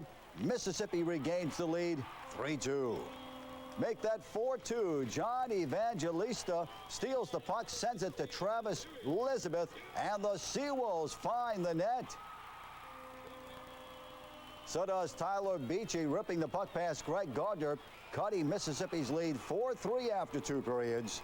That final tonight, SeaWolves 4, Ice Pilots 3. Bob Woods ties Bruce Boudreau with 109 career wins for Mississippi, and Stephen Walby has been selected as captain for the ECHL West All-Stars. He wowed the folks in Peoria when he won the individual skills trophy last night. This evening, he and Brent Govro suited up for the West in the annual ECHL All-Star game. There's only 5 of us that were voted. Everybody else sort of was thrown in there because you have something to offer at the next level. So get there. Stone Cold motivating the troops from the West. He and Brent Govro, toothless in Peoria. 43 seconds into the game. Game's in Peoria. One of the Rivermen get the first goal. Randy Rowe making it 1-0 East. The West answers at the other end. Former SeaWolf David Kornacki is shot. Redirected by Walby. We're tied at 1. Still in the first period, Gwinnett's Troy Milam here making it 2-1. The guys in red sweaters led 3-1 after 1. However, the home team wins it. The East beats the West tonight 7-6. The SeaWolves return to regular season action against the Augusta Lynx this Friday night. And before the game, the All-Star game, Stefan Walby was talking to the guys. He said this isn't a traditional All-Star game. This is those players' chance to shine and perhaps go to the NHL. Right now, former SeaWolf Michael Ryder is tearing it up for Montreal in the NHL, so you never know. These guys can get there. Right. It's just a stepping stone. It was all part of the second annual face-off against kids with cancer. The event is part of a year-round project benefiting 2 pediatric cancer charities. The party was sponsored by Beau Rivage, Grand Casino, Pepsi, and the Thanksgiving Charity Golf Classic. The SeaWolves Playoffs really began tonight for the SeaWolves. They opened the second half of the season with a division battle against the Augusta Lynx at the Wolves' Den. It's also a big night for Bob Woods. He went into the evening tied with Bruce Boudreau for the most wins in franchise history to the Wolves' Den. And there's Bob chilling as usual. First period, the SeaWolves attacking. Sergei Kuznetsov trying to make something happen, just sort of leaves it out there for Anthony Battaglia. He slams it home 1-0 SeaWolves. Former SeaWolf Nick Greenow comes back and fights with Chris Cava or discussing the theory of relativity or something. They're going after it there. Greenow was like that. He was feisty when he was with the Wolves. Now, still in the first, Wolves shorthanded. Kuznetsov to Bags again. Perfect centering pass. 2-0 Wolves after 1 right now late in the game. Looking good for Bob to get that one. Welcome back. We're talking hockey with Mississippi SeaWolves. We have John Evangelista and Roger Maxwell, both of the SeaWolves. Good morning, gentlemen. Good morning. How you doing? Thanks for coming in. You guys are right smack in the thick of things once again in the East Coast Hockey League, huh? Yeah, we certainly are. We got 6 games left. We're in second place right now. I think 7 or 8 points behind Louisiana. Yeah, we're going strong. We're getting ready for the playoff run coming up. And just for let folks know who follow the East Coast Hockey League or may not, it's a huge league now. You guys have kind of expanded into a couple other leagues that folded into you guys, so you're playing with a lot more teams. Yeah, they took over the West Coast League. There's about 6 or 7 teams out there in California, so they've really expanded it to cross country, which is probably best for the game. Yeah, a lot more travel time for you guys as well. Coming up, this couple of promotions. This is why you guys are over here on Sunday. Tell us about that one. Yeah, Sunday after our game, we have Capture Kids and Candlelighters. It's a special organization which we, I believe last year we raised $54,000 went towards this organization, and I believe 7 or 8 teams this year in East Coast Hockey are taking part in this. And you guys literally giving the shirts off your back. Yeah, we literally are. We're wearing special jerseys, Capture Kids jerseys Sunday night, and the shirts will be auctioned off afterwards at the Borbach Casino. And that's Sunday versus Columbus. 4:05 is the face-off, first face-off there.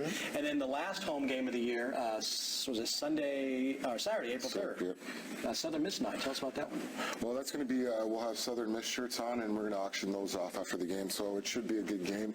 Hopefully we stay on this roll and keep things going. Indeed. And of course the money going to that, some of the $2 the tickets goes to a scholarship for Southern Miss. Great job. The importance of you guys getting into the community, because I think all these minor league teams really, whether it's baseball, hockey, basketball, whatever, it's important for you guys to get back in the community, isn't it? Well, it certainly is. I mean, part of our job is to play hockey and to go out there, but also our job is to get out and to get into the community and get people interested in the games. A lot of people not really aware of hockey or the rules, but especially being down south. So we try and get as much in the community as we can. We've done over 4,000 hours of community service, and we've really just been in touch with the people, because the people, they come to support us, so why not give the support back to them and help them along. Sure. Roger, what about playing hockey in the South? Kind of weird, isn't it? Well, honestly, it's not that bad. I've been out here 7 years ago. I was playing AAA before I'd come back, but it's one of the best places I've ever played hockey. I've played hockey in California here, played hockey in Providence, Boston. So I think it's one of the best places you could play. The people are great, and one of the best things about playing on the coast, I find, is just family orientation, especially us Canadian guys, because we're used to being, close to our families and stuff. And that's one of the best parts of coming down here. I find that it's really got that family feel, and everyone just wants to have a good time. All right, coming up a little bit later in the newscast, these guys are going to give Jennifer Abney some tips. Good luck to you guys. Oh, we will. I got the easy job. I just got to wear the goalie outfit, but you got to teach her how to, shoot a tennis ball. You got some techniques. You'll be all right. All right, don't go away. Again, this Sunday versus Columbus, 4:05 Jersey auction there, and then Saturday, April 3rd, the last home game. Another Southern Miss night at the Mississippi SeaWolves over in Biloxi. Thanks for coming in, guys. Thank you. Appreciate it. Thanks for having us.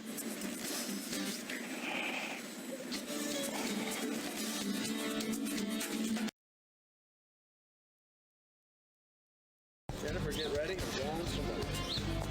Well, good morning to you. We're outdoors now, and who we got with us from the SeaWolves? Mike Kelly, play-by-play voice. All right, yeah. We're ready and rolling here. Just the man we need for this job, because if you take a look over here, well, let's see. We got some SeaWolves helping out Jennifer, and we got. But we didn't see that. We got Killer Wheeler in goal. Oh, what a shot! I can't believe it. Already, she's scored. She's a natural. Look at that shooting. Oh, wow. Kick saving a beauty right in his wheelhouse for Wheeler. Another shot. Oh, a tremendous shot. Look at the power there. Great saves. He's right in his zone now. I guess so. He's zoned anyway. All right. Shoot like a girl. Here we go. Oh, whoa! That went very fast. Swing and a miss. Oh, wait a minute. Wrong sport. There you go. Oh, wow. A blistering blast. Funny thing is, she shoots harder than most RDs. Oh, ouch. Even Rourke, watch out. There you go. Yeah, we could sign Jennifer up. All right, now we got the pros working here. Yeah, John Evangelista, one of the forwards here, peppering him. Oh, boy, Jason Wheeler, some great saves. Oh. Wow. Never need a third goalie. We know where to go. Look at this. Boy, he looks like tremendous. Wow. He's in his zone. Okay. John Evangelista denied once more. Oh. Now Roger Maxwell will show his stuff.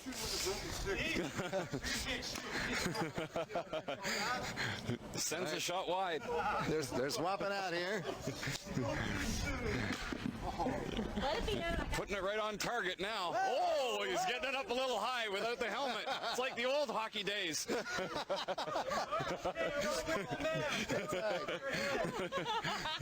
I hope you have good insurance. That's why Wheeler still got all his teeth. That's why you don't want to be a goalie. Cut those off the head. Roger putting it on target here. I gotta say, whoever trained Wheeler has done a good job. You guys been out here working with him? Yeah, we practiced him up between commercials. He took the lessons well. I'll tell you. Boy. Now, what does it take to be a really good goalie? A lot of practice, yes, and I think you have to be a little crazy to stand in front of those shots. They come at you. I mean, these guys, these are big guys, and you come see them skating towards you with no brakes. And typically the shots will come 100 miles an hour with a puck, and there's no bounce like a tennis ball here, so this is a nice recreation. But yeah, it's I mean, he did well standing in there. He did. I'm quite impressed. Now, what's the next game? What's next for the? Well, we play on Friday night at 7:35 at the Mississippi Coast Coliseum, and then Sunday it's the second annual face-off against kids cancer. And following the game, it starts at 4:05. There's a post-game jersey auction. It's going to be held at the Beau Rivage, and for a $15 T-shirt, you get into the game and the post-game party. Boy, terrific! Take a look over here one more time. There you go. There's Jennifer right back at it. Oh, wow! Them all at it. It was all of them. Anyway, I guess it's the wrong sport, but we could say, go! goal. She shoots, she scores. We'll be back. Stay tuned. She's a natural. Wolves tried to make it a 7-game win streak tonight against Columbus, but to get there, they had to do it without Brent Govro. The Wolves all-star forward is now on loan to the Bridgeport Sound of the AHL. At the Wolves' Den, didn't matter tonight. First period, Columbus up 1-0. Stephon Walby, watch the pass to Louis Dumont. He knocks it in. Veterans on the same wavelength were tied at 1-1. But this was the night of the defenseman, Chris Cava, doing it himself. 2-1 Wolves. Still first period, John Morlang for Columbus, slicing, dicing, and scoring, and we're tied at 2-2. Second period, the Wolves explode. 50 seconds in, Travis Elizabeth tapping it to Steve O'Rourke, another defenseman. That's your basic slap shot. It's 3-2 Wolves. Anthony Battaglia here, setting up O'Rourke, and he's got 2. The Wolves are up by 2. One defenseman got 2 goals, so did the other one. Chris Cava eating up the loose puck to make it 5-2 after 2. Then in the third, stone cold. Walby hammers away, scores, becomes the team's all-time points leader with 237, and the Wolves make it 7 in a row. 6-2 is the final. Everybody played well. Everybody contributed this year. I mean, you know, it's unlikely for me to go out there and score 2 goals and lead the team, but, you know, it's different not fighting and scoring goals, that's for sure. After the first period, we kind of realized that we were in a big game tonight and had to get a win tonight, and really changed it around out there in the second period and came hard. It came hard indeed. 6-2 the final. The SeaWolves now go on the road this week for 3 straight road games. They play Columbus again coming up this Tuesday, then Friday at Louisiana, then Mississippi SeaWolves took aim on the Texas Wildcatters with the goal of ending a 2-game losing streak in the Mississippi Coast Coliseum tonight. Second period, Texas forward Brian Passmore rips the puck at the SeaWolves net goalie. Greg Gardner stands tall and gloves it. SeaWolves left wing Anthony Battaglia off to Travis Elizabeth. He slips the puck past Mark Scally. Mississippi takes a 1-0 lead at 4:29 of the second period. Watch number 17, Jeff Hutchins of Mississippi. He deflects the puck. It flies into the Wildcatters net, giving the SeaWolves a 2-0 lead at 10:05 of the third period. Hutchins has 25 goals on the season. SeaWolves enforcer Roger Maxwell clobbered Clint Cabana, landing punch after punch. A mismatch on the ice, and Mississippi wins a unanimous decision. Final tonight, SeaWolves 2, Texas 0. The SeaWolves travel to Florida Friday night facing... During the 2001-2002 season, now he's making a bid for Rookie of the Year honors in the NHL with the Montreal Canadiens. So is Bob Woods taking the credit for Ryder's success? I'd like to think that, but no, he's a good kid. He came down here, and he's kind of at a low point of his career, and I think we helped get his confidence back and get him scoring some goals. And now he's in the NHL. He's leading all rookies, so I think I think we played a part in his success, but the rest was really up to him. And he's doing very well. Of course, the SeaWolves travel to Florida for 2 games this weekend with the Everblades. And talking about players moving up, Travis Elizabeth is on loan right now to Manchester of the AH to see the movie Miracle. Needless to say, it's good hockey cinema. Meanwhile, speaking of hockey, what in the wide, wide world of sports was going on at the Wolves' Den last night? Every once in a while, we get one of those high-scoring games in the ECHL. However, last night, the Wildcatters and SeaWolves exploded for 13 goals combined. Texas ended up winning the slugfest 7-6. Once again, the Wolves couldn't take advantage of a loss by Louisiana. The Ice Gators also lost last night to Columbus. That means the Wolves are 4 points out of first, heading into this evening's rematch with Texas. Will there be 13 goals combined tonight? We'll find out at 7:35 as the 2 teams play. Behind the Louisiana Ice Gators and 1 point ahead of third-place Quinette. The SeaWolves hit the home ice 6:35 tomorrow night, hosting the Pensacola Ice Pilots in the Mississippi Coast Coliseum. In 7 games with Pensacola, the SeaWolves hold a 6-3-1 edge, having won back on the home ice tonight, hosting Pensacola, going for 6 straight wins over the Ice Pilots. SeaWolves on the attack. Louis Dumont off to Travis Elizabeth. Brian Eklund makes the save for Pensacola as Ken Sauer pops Elizabeth, and down he goes. Jim Baxter off to Austin Miller. He pulls the trigger. Ice Gators goalie, or I should say Ice Pilots goalie Brian Eklund with the save. At 13:03 of the first period, Tyler Biget sends the puck to Aaron Phillips. He rips the puck past Seawolves goalie Greg Gardner. Ice Pilots take a 1-0 lead. Seawolves on a breakaway. Dwayne Blah's shot is stopped by Eklund. Travis Elizabeth is also denied. Great goaltending. Final good news, the Seawolves come back and win 4-2. Stephen Walby broke a 2-all tie with his 25th goal of the season, and Anthony Battaglia added an empty netter, giving the Seawolves hooked up in the Mississippi Coast Coliseum tonight. The Moss Point High School band enjoyed the game and entertained the fans. Midway through the first period, the Seawolves exploded with 2 goals in 22 seconds. The first came from Louis Dumont. The second came off the stick of Marco Battaglia. Just like that, it's 2-0 Seawolves. Early second period, Florida's John McCabe slaps home a loose puck. 2-1 Wolves after 2. That final good news, Seawolves 3, Florida 1. Both teams battle again 7:35 tomorrow night.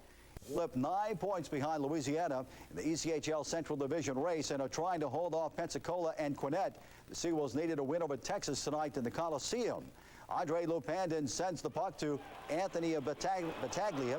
He makes a nice move, slices the puck in the net, giving Mississippi a 1-0 lead. It was Battaglia's 18th goal. On a power play, Andre Lupandin rips the puck into the Wildcatters' net.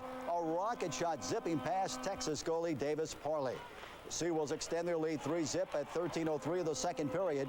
Kerry Ellis-Toddington does the honors on a power play. Third period, Texas cuts the Seawolves lead 3-2. Martin Mauser muscles the puck past Greg Gardner. Mississippi closes out the scoring at 19:25 of the final period as Sergei Kuznetsov hits the empty netter. Big win since the Seawolves won't play again until next Tuesday. It was a big 2 points for us. Everybody else is going to be playing their games this weekend and making points, catching up on games. So, we had to do everything we could. Texas, they never quit. They haven't quit all year, and if they would have, they'd have quit 10, 15 games ago. There's the final good news. Seawolves 4, Wildcatters 2. Over 50 million fans have now attended ECHL regular season games in 16 years. And Carol Stewart of Biloxi, in her very first hockey game, won the honor as the fan to hit the 50 million mark at tonight's Seawolves game. She won Seawolves season tickets, ECHL passes to attend games in any arena next year, ECHL apparel, and, of course, a Seawolves jersey. Junior college baseball. The news for South Mississippi. WLOX News at 10. Protests continue at USM, this time in Long Beach. Plus a victory for religious leaders, but a disappointment for civil liberty activists. But first tonight, how much action should there be out on the ice? Good evening and thanks for joining us tonight. It's one thing that helps keep the adrenaline pumping, and it certainly brings excitement to the game. It's more than just the thrill of the speed across the ice or the score. It's the violence. But that violence got out of hand Monday night when Todd Bertuzzi of the Vancouver Canucks brutally beat Colorado Avalanche player Steve Moore. Moore suffered a broken neck and a concussion. Bertuzzi is fined and suspended for the rest of the season, but the question remains, is it all too violent? In tonight's top story, Carla Reddit finds out from fans and the players, too. Mostly it's about, when I fight, it's mostly if I'm sticking up for my teammates or myself. Seawolves player Roger Maxwell didn't earn his nickname the Enforcer for no reason. He was suspended for misconduct in a recent game. When you go out there, you're initially not thinking to hurt the person. You just want to leave a message where he knows that if, something goes wrong or he does something out of line, you're going to be over there just to let him know what's going on. Maxwell believes he has some control over how aggressive he is on the ice, but he, like many others, believe violence is simply part of the game.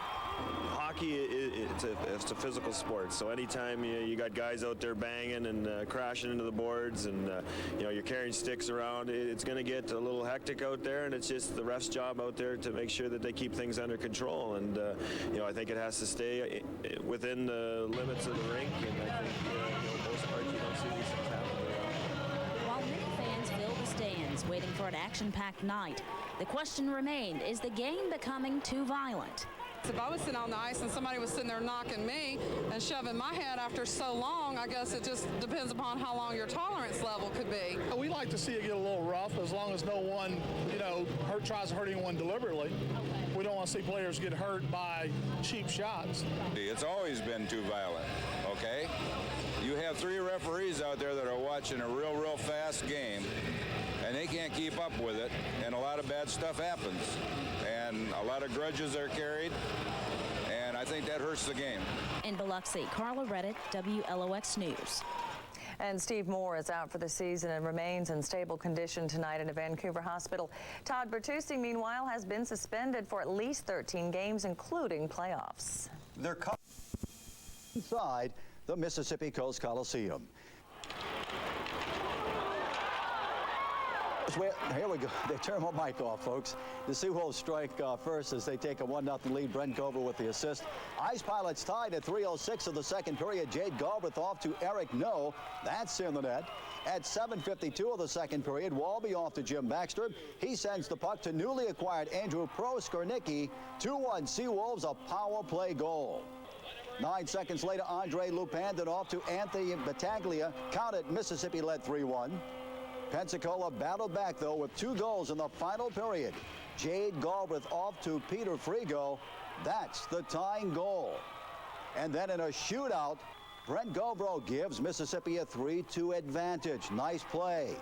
Peter Frigo needs to score for Pensacola. Greg Gardner stands tall in the net. SeaWolves win 4-3 in a shootout.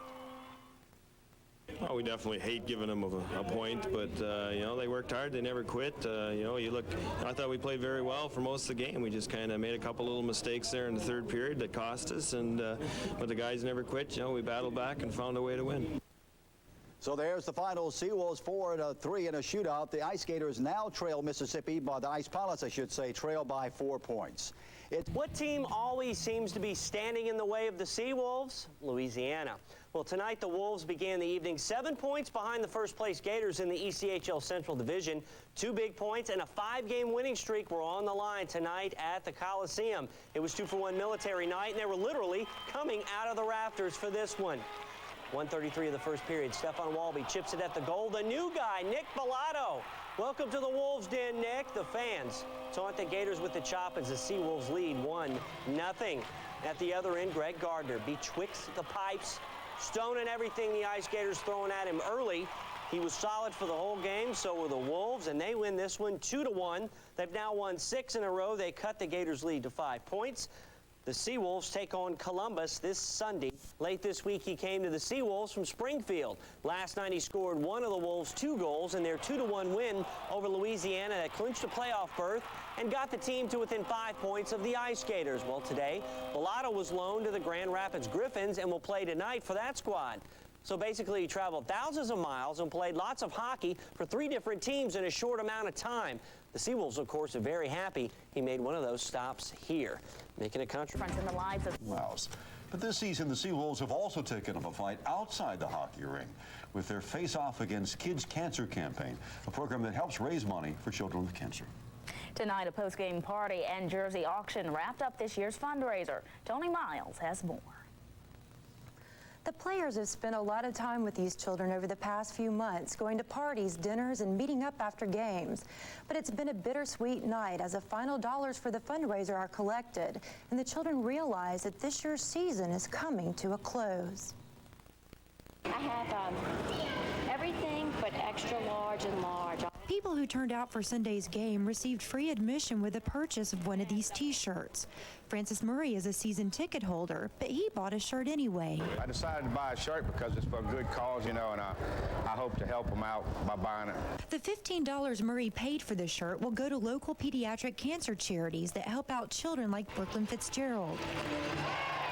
The feisty 13-year-old has spent much of her youth battling brain cancer, but the activities she and her hockey partner Travis Elizabeth participated in this year have done a lot to lift her spirits. One of the events that I really liked was during Christmas, we went and saw a movie at the show, and they gave us a stuffed animal as a Christmas present, which that was really nice. Spending time with her favorite hockey player has also been a helpful diversion from the chemotherapy and radiation treatments she's undergone.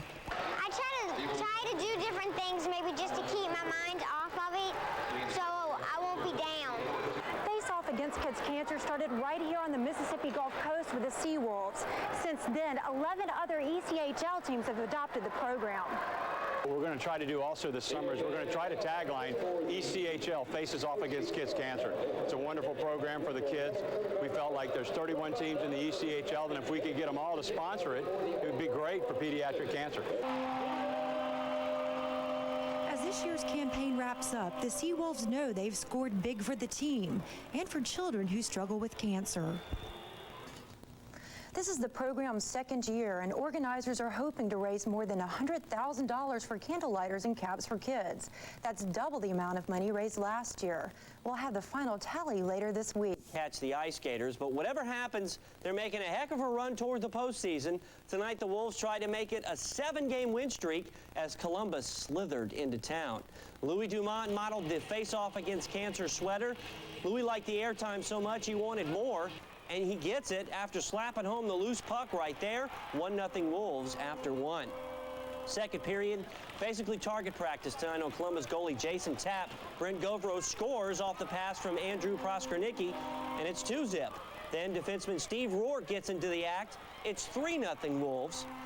Then stone cold Stefan Walby finishes it off, fires and scores. It's 4-0 Wolves. Third period, SeaWolves up 4-1 and cruising. It's Stefan Walby coming up, passing to Andrew Proskornicki. Jason Tapp had a rough night. The Wolves win 5-1. Chuck Thuss is a perfect 5-0, filling in for Bob Woods. Makes whatever happened there a little bit easier to swallow, and I'll tell you, Bob's done a great job setting it up, and I come in and did what I had to do, but it sure was nice to win all 5 games. Each one of those wins, we've just gotten a little bit better each win, and it's looking good. We're doing the little things right, and like I said, every win, I think we're just looking that little bit better, a little more like a strong playoff team. SeaWolves win it 5-1. They have won 7 in a row, and now they move within 5 of the Louisiana Ice Gators tonight over in Lafayette. Gwinnett came into town and won 2-0. Should be an interesting final week to the... Never say never. While it looked as if Louisiana had locked up the ECHL Central Division title 2 weeks ago, the Mississippi SeaWolves have closed the gap. On Sunday, Mississippi popped Columbus 5-1 while the Ice Gators lost to Gwinnett. The Mississippi SeaWolves left no prisoners on Sunday. For Columbus, it was a brutal beating.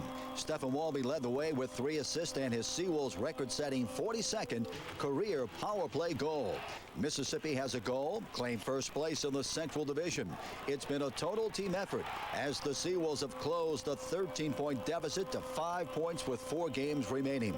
Chuck Thuss filled in for Coach Bob Woods, who was suspended for 5 games, and Thuss led Mississippi to 5 straight victories and knew the SeaWolves had to jump all over Columbus early on Sunday. Columbus is still a team that's trying to get in the playoffs. We've gone ahead and clinched our spot, but you know, we had to take it to them. They're a team that's not going to quit. We knew that, and we wanted to get on them right from the word go tonight. While the SeaWolves trail Louisiana by only 5 points, Mississippi leads Gwinnett and Pensacola by 6 points. The SeaWolves are back on the road facing the Cottonmouths tomorrow night in Columbus. It's always a tough barn to play in, and they're still not out of the playoffs. They're still fighting for that last spot, so we got to have a good practice tomorrow and be ready to go on Tuesday. After Tuesday's clash at Columbus, the SeaWolves travel to Texas Thursday night and entertain Pensacola Friday and Louisiana Saturday night at 7:35 at the Mississippi Coast Coliseum. Saturday's game could determine the Central Division Championship. The SeaWolves lead the Columbus series with 6 wins and 2 losses, 2-1 in the Columbus tonight, and the game was postponed due to poor ice conditions in the 3rd period. The Cottonmouths led 3-2 after 2 periods, but play was postponed until 10 a.m. Wednesday morning in Columbus, where they will play the 3rd period. After the game, Coach Bob Woods and his SeaWolves will mount the bus and head to Beaumont for Thursday's game. Tying goal with 2:03 left in the 3rd period, and the Mississippi SeaWolves upended Columbus 4-3 in a shootout, playing the 3rd period this morning after the game was postponed Tuesday night due to poor ice conditions. The SeaWolves now trail Louisiana by only 3 points. They'll play Texas at Texas tomorrow night. I've never heard of anything like that. That's it does happen. If the ice wasn't right, they didn't want the players to get injured, so it was postponed. Meanwhile, the SeaWolves battle the Wildcatters in Texas tonight at 7:05. The SeaWolves take an 8-game win streak to Beaumont, dominating the Wildcatters with 12 wins in 14 games. Following tonight's clash, Mississippi battles Pensacola Friday night in the Wolves' Den and close out the regular season hosting Louisiana Saturday. That game could set the stage for the Central Division title. Once again, Coach Bob Woods has the SeaWolves in contention for the Kelly Cup Championship, having cracked the ECHL Southern Conference Finals in his first 2 seasons. Just maybe he'll clear the hurdle this season, his third at the helm of the SeaWolves. Chuck Fuss says Bob Woods is special. I'll tell you what, he's phenomenal in developing all the players. I mean, he is a major part not only of this team but of the entire organization. And you know, as a player, when we won the Kelly Cup and all the way through to today, I mean, he's the cornerstone of this organization and hopefully will be for a lot of years to come. If the SeaWolves beat Texas tonight and Pensacola knocks off Louisiana, Mississippi would trail Louisiana by only 1 point. The 4 o'clock show with David Elliott, Karen Abernathy, and Chief Meteorologist Mike Reeder.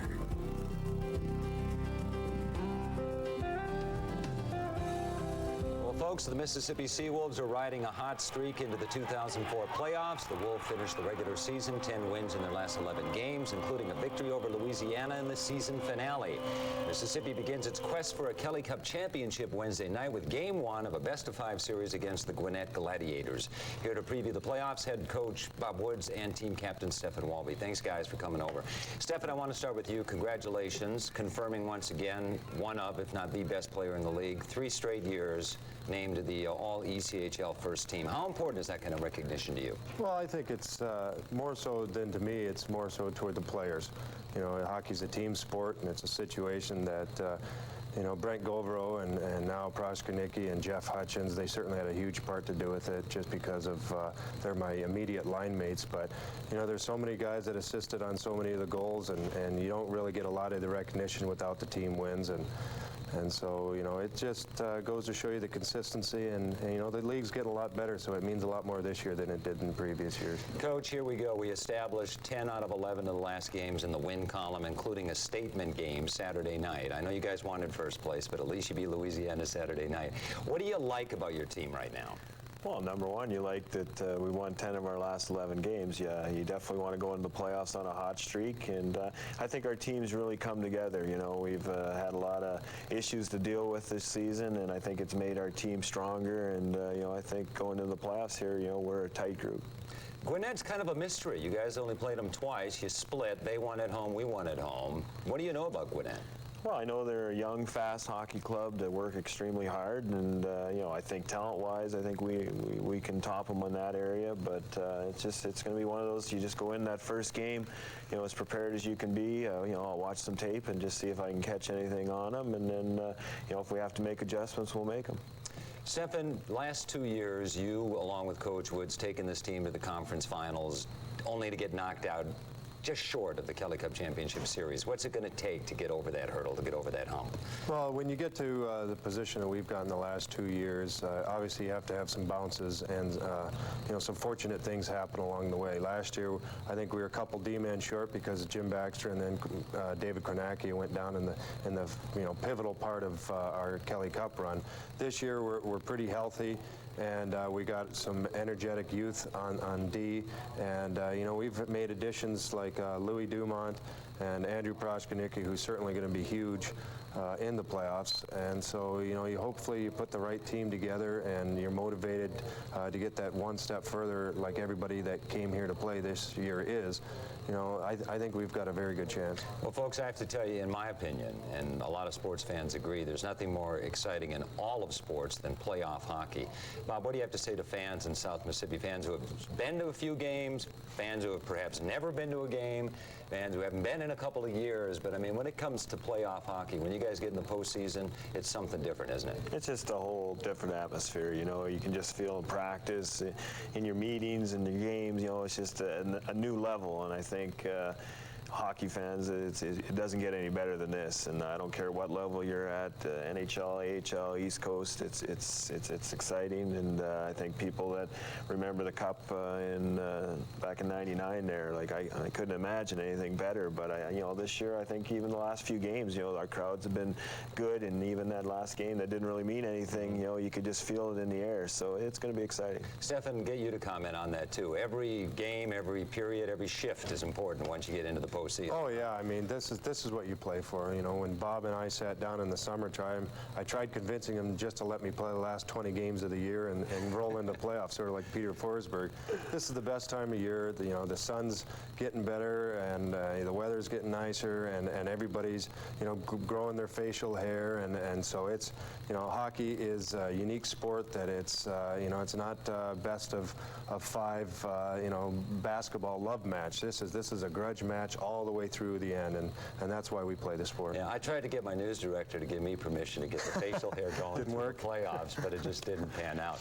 Well, folks, you don't want to miss a moment of the action, and they'll drop the puck Wednesday night, 7:05 at the Coliseum. Gwinnett in town for Game 1, followed up by Game 2 Friday, 7:35 face-off. Call that number at the bottom of the screen for tickets. We want to see as many SeaWolves fans as possible in the house. Game 5, if necessary, will be back in Mississippi next Wednesday. Stefan, Coach Woods, thanks for being with us here in the show. We Thanks appreciate for having it. us. Thank you. Well, wait, tomorrow night at 7:05, that's when the puck drops in the Mississippi Coast Coliseum, pitting the Gwinnett Gladiators and Mississippi SeaWolves in Game 1 of the best-of-5 Kelly Cup playoffs. The Gladiators are young. They work really hard. They're a quick team. They're young, and they've got some good leadership. Their coach is pretty good. He gets a lot out of his players, but they're young and they're fast, and you're going to see a very quick playoff series. After Wednesday's opening game, the Gladiators and SeaWolves clash in Game 2 Friday night at 7:35 in the Wolves' Den. And tonight at 10, we're going to have an update for the best-of-5 Kelly Cup playoffs. 7:05 tomorrow night, hosting the Gwinnett Gladiators. The SeaWolves have been outstanding on the home ice, posting a 24-7-5 one-loss record inside the Mississippi Coast Coliseum. We've had pretty good success so far this year at home, and I think if you can get that first game, especially in a 5-game series, it's a big one, and that's the way we're going to do it. Just take one game at a time. Of interest, the Gwinnett Gladiators formerly played in the ECHL as the Mobile. Gwinnett Gladiators invaded the Mississippi Coast Coliseum Wednesday night and battled tooth and nail against the homestanding Mississippi SeaWolves. In the end, Gwinnett got the best of Mississippi 2-1 in sudden death overtime. Both teams had their chances in the early going. SeaWolves top gun Stephen Walby had a breakaway, but his shot hit the crossbar. At 9:31 of the second period, 34-year-old Cam Brown hit the puck. It bounced off the skate of Rick Emmett on a power play, giving Gwinnett a 1-0 lead. 40 seconds into the final period, Anthony Battaglia came through for the SeaWolves, slipping the puck past Gladiators goalie Michael Garnett. At 16-12 of sudden death, ECHL Rookie of the Year Chris Durno, one of 11 rookies on the Gwinnett team, ripped the puck into the SeaWolves net, shocking Mississippi and the home crowd. Gladiators prevailed 2-1. We knew this was going to be a long, hard-fought series, and we definitely wanted to win the first game, but we didn't. They won. They played well, and I thought Garnett made some big saves when he had to. Just a fluke goal. The guy just threw it in the net, and I don't know if it hit something or not, but we could have buried a couple of our chances and ended it, but we didn't, and we'll get them Friday. Game 2, best-of-5 series, 7:35 tomorrow night. Did the Mississippi SeaWolves upend Gwinnett, thus tying the best-of-5 ECHL Central Division playoff series at 1 win apiece? Or did the Gladiators slay the SeaWolves for the second straight time? Let's head inside the Mississippi Coast Coliseum. Gladiators goalie Michael Garnett made a big mistake as he goes behind the net. Louis Dumont takes advantage, 1-0 SeaWolves, 5:55 of the first period. Gwinnett ties the game at 12:36 of the first period. Rick Emmett scores on a power play. The SeaWolves regain the lead at 7:04 the second period. Sergei Kuznetsov off to Anthony Battaglia.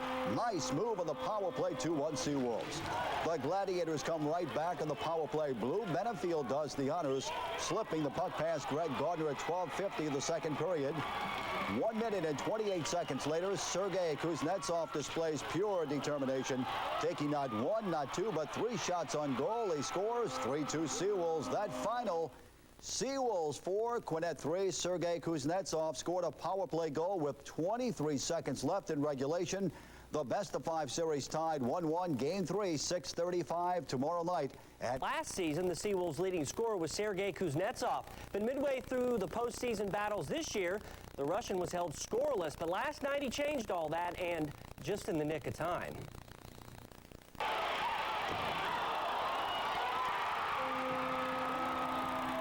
That put back on the rebound with 23 seconds to go gave the Wolves a 4-3 win and evened up their best-of-5 series with Gwinnett at 1 game apiece. Game 3 is tonight on the road, and as you can imagine, it is huge in this series. It's always nice to have it one win in your hands. So going there, I'm gonna play there 2 games, so it's gonna be really big games for us. It makes that bus trip a lot shorter. I think it's a best-of-3 series right now. We've played well on the road all year long, and I don't expect anything different. We're going up to finish the series, and that's our game plan. We have to get the 1, or else they could take the 3rd one or the 2nd one there and finish the series. So we have to get at least 1, but we're looking to take them both. And Game 5 faces off tonight at 6:35. The next game tonight, 6:35. Then on Monday, they play again, also in. Everybody with their backs up against the wall. The Mississippi SeaWolves had to come out fighting and beat the Gwinnett Gladiators to force a final deciding game. SeaWolves goalie Greg Gardner came up with an idea of placing a shamrock in the back of their headgear with the number 13 on top. That's how many games the SeaWolves need to win the Kelly Cup. It worked as Gardner stopped 43 shots and goal in a 3-0 win over Gwinnett, forcing Game 5, 7:05 Wednesday night in the Mississippi Coast Coliseum. That number 13 will be changed to a 12. Only one team will remain standing following tonight's Gwinnett-Mississippi clash. Game 5 of the best-of-5 ECHL Central Division semifinals in the Mississippi Coast Coliseum. The SeaWolves and Gladiators split 2 games in the Wolves' Den and split 2 games in the Gwinnett Center. When the puck drops at 7:05 tonight, both teams will come out fighting because the losing team will end the season. The survivor remains in the Kelly Cup championship hunt.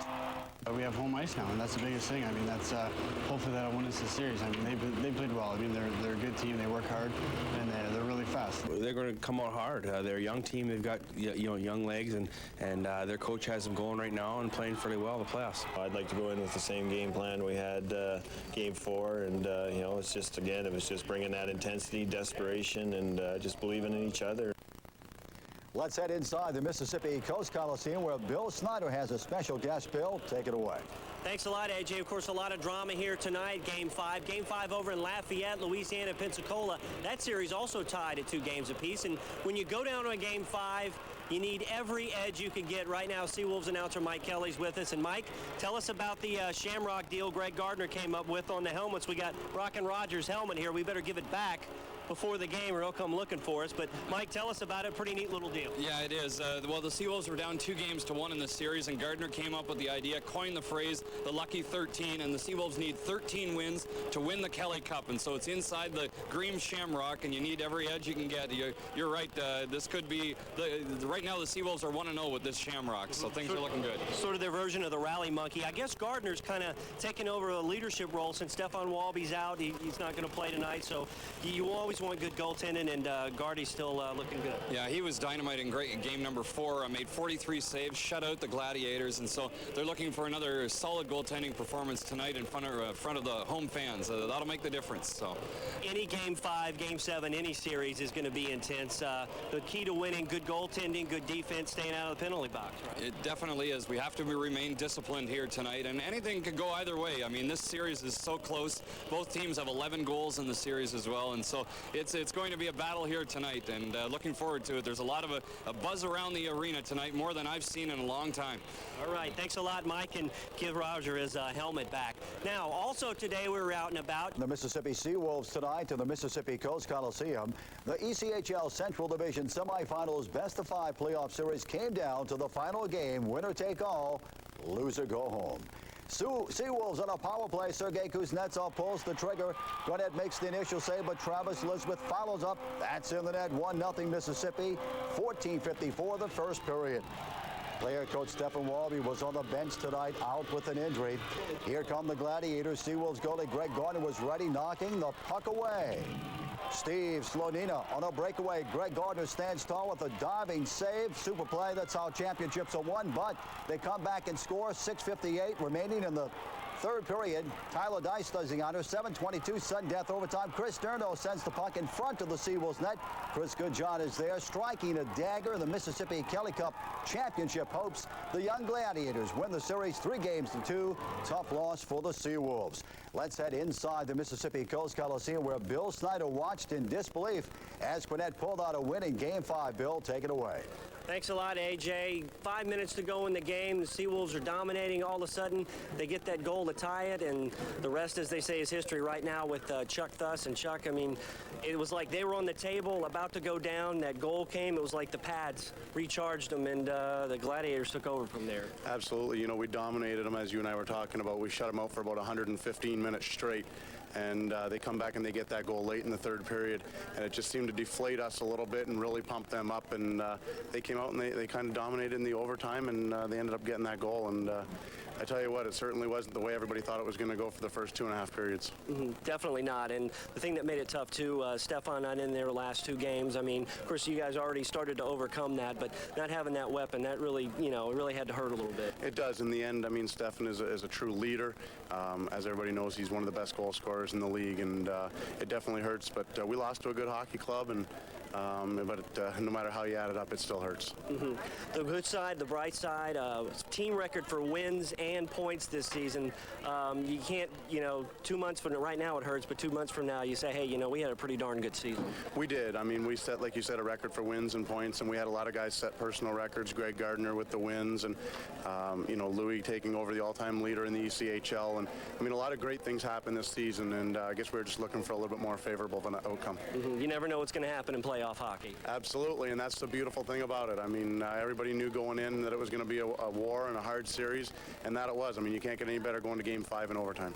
All right, thanks a lot, Chuck. Appreciate you coming out under tough circumstances. The Gladiators win it 2-1 in overtime. They win the series. They head back to Gwinnett with this series. They head on now to the division finals. That's going to do it from the Coliseum. I'm Bill Snyder. Back to you, AJ. Okay, thank you, Bill. We'll take a look at that scoreboard one more time. Seawolves lose a heartbreaker 2-1 in sudden death overtime, but a great season for Coach Bob Woods and his Mississippi Seawolves. Louisiana and Pensacola tied 1-1 late in sudden death. With that overtime goal, the 2004 season came to an end for the Mississippi Seawolves. Mississippi was knocked out of the first round of the playoffs, and people are wondering about the ability of hockey to succeed in South Mississippi. Head coach Bob Woods has managed to bring a winner to the coast, with the Wolves consistently being one of the best teams in the league. But concerns over the support from the community continue to linger. Can the Seawolves operate with current attendance figures? Do you care whether or not professional hockey stays in South Mississippi? Call in and comment on these stories in Issues. And here are some organizational changes, and attendance must improve. House Majority Leader Tom DeLay urged the chairman of the 9/11 Commission to tone down the partisan mudslinging. Sunday night lines open at this very moment. 896-0713. Toll-free 1-800-349-0713. Your calls coming up next, right here on Sunday night. Want to talk about tonight, John? Yes, I do. Okay, go ahead.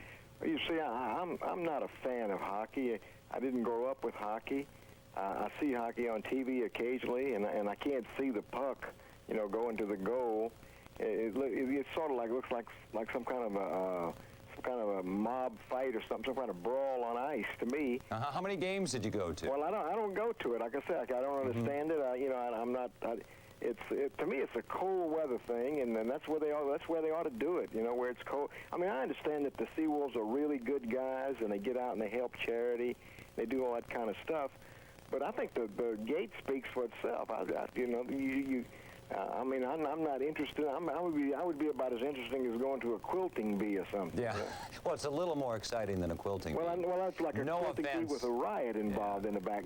You know, I've heard the whole saying, people go to a hockey game, you know, they go to a fight hoping a hockey game will break out, you know, Well, you know enough about hockey to be familiar with that cliche anyway.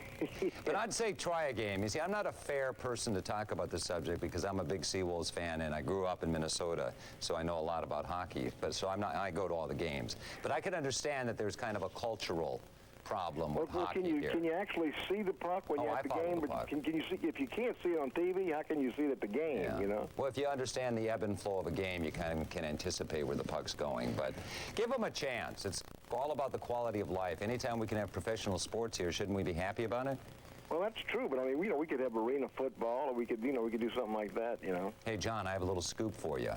Arena football might be coming back in 2005. Oh, well, that's good to hear. All righty. Thanks for calling, John. Okay. They will be making too much money. Yeah, well, they lost $400,000 last year. A lot less than that this year because attendance did pick up, but they're going to have to find some kind of magic switch if it's going to continue past next year, I believe. Thanks for calling. Good luck to them. All righty. Thank you, Adam. Rebecca. Hello. Hi. I would like to say that I love the SeaWolves, and we go to all the games, and we've been season ticket holders. And I think if a lot more people would come out and attend the games and have a good time with everybody, and you know, that they would realize it is a lot of fun. Mm-hmm. Well, what do you think it is? Why isn't it clicking? Remember the first few years when we averaged 4,800 fans, 5,000 fans, because it was a novelty, you think? It was something new that people weren't used to? Yeah, and they were curious about it? They had never seen it. Yeah. And they wanted to go. But, I mean, we go. We know everyone in our group. We have a great time. We even go to a couple of away games. And we love it. And I think if more people would come out, they would do more promotional, you know, 2-for-1 with the military and all of that. That packs the house when they do that. Yeah, and they've tried. This year they tried more things than they've tried in years past in terms of promotion. They eliminated that $3 parking, which everybody complained about. Yeah. They'd love to have their own building. Yeah, that would be good too. Yeah, but you have to decide if you want to spend $6 to $12 million building a complex if fans aren't going to support it. Well, Rebecca, thanks for calling. I appreciate it. Go ahead. What do you like about the Wolves? Well, I operate a track coat for a living, so you know I just like to watch the hockey after a long day operating. Kind of gets my steam out. But Dave, I just got to say, you're my boy, Blue. Thanks, Frank.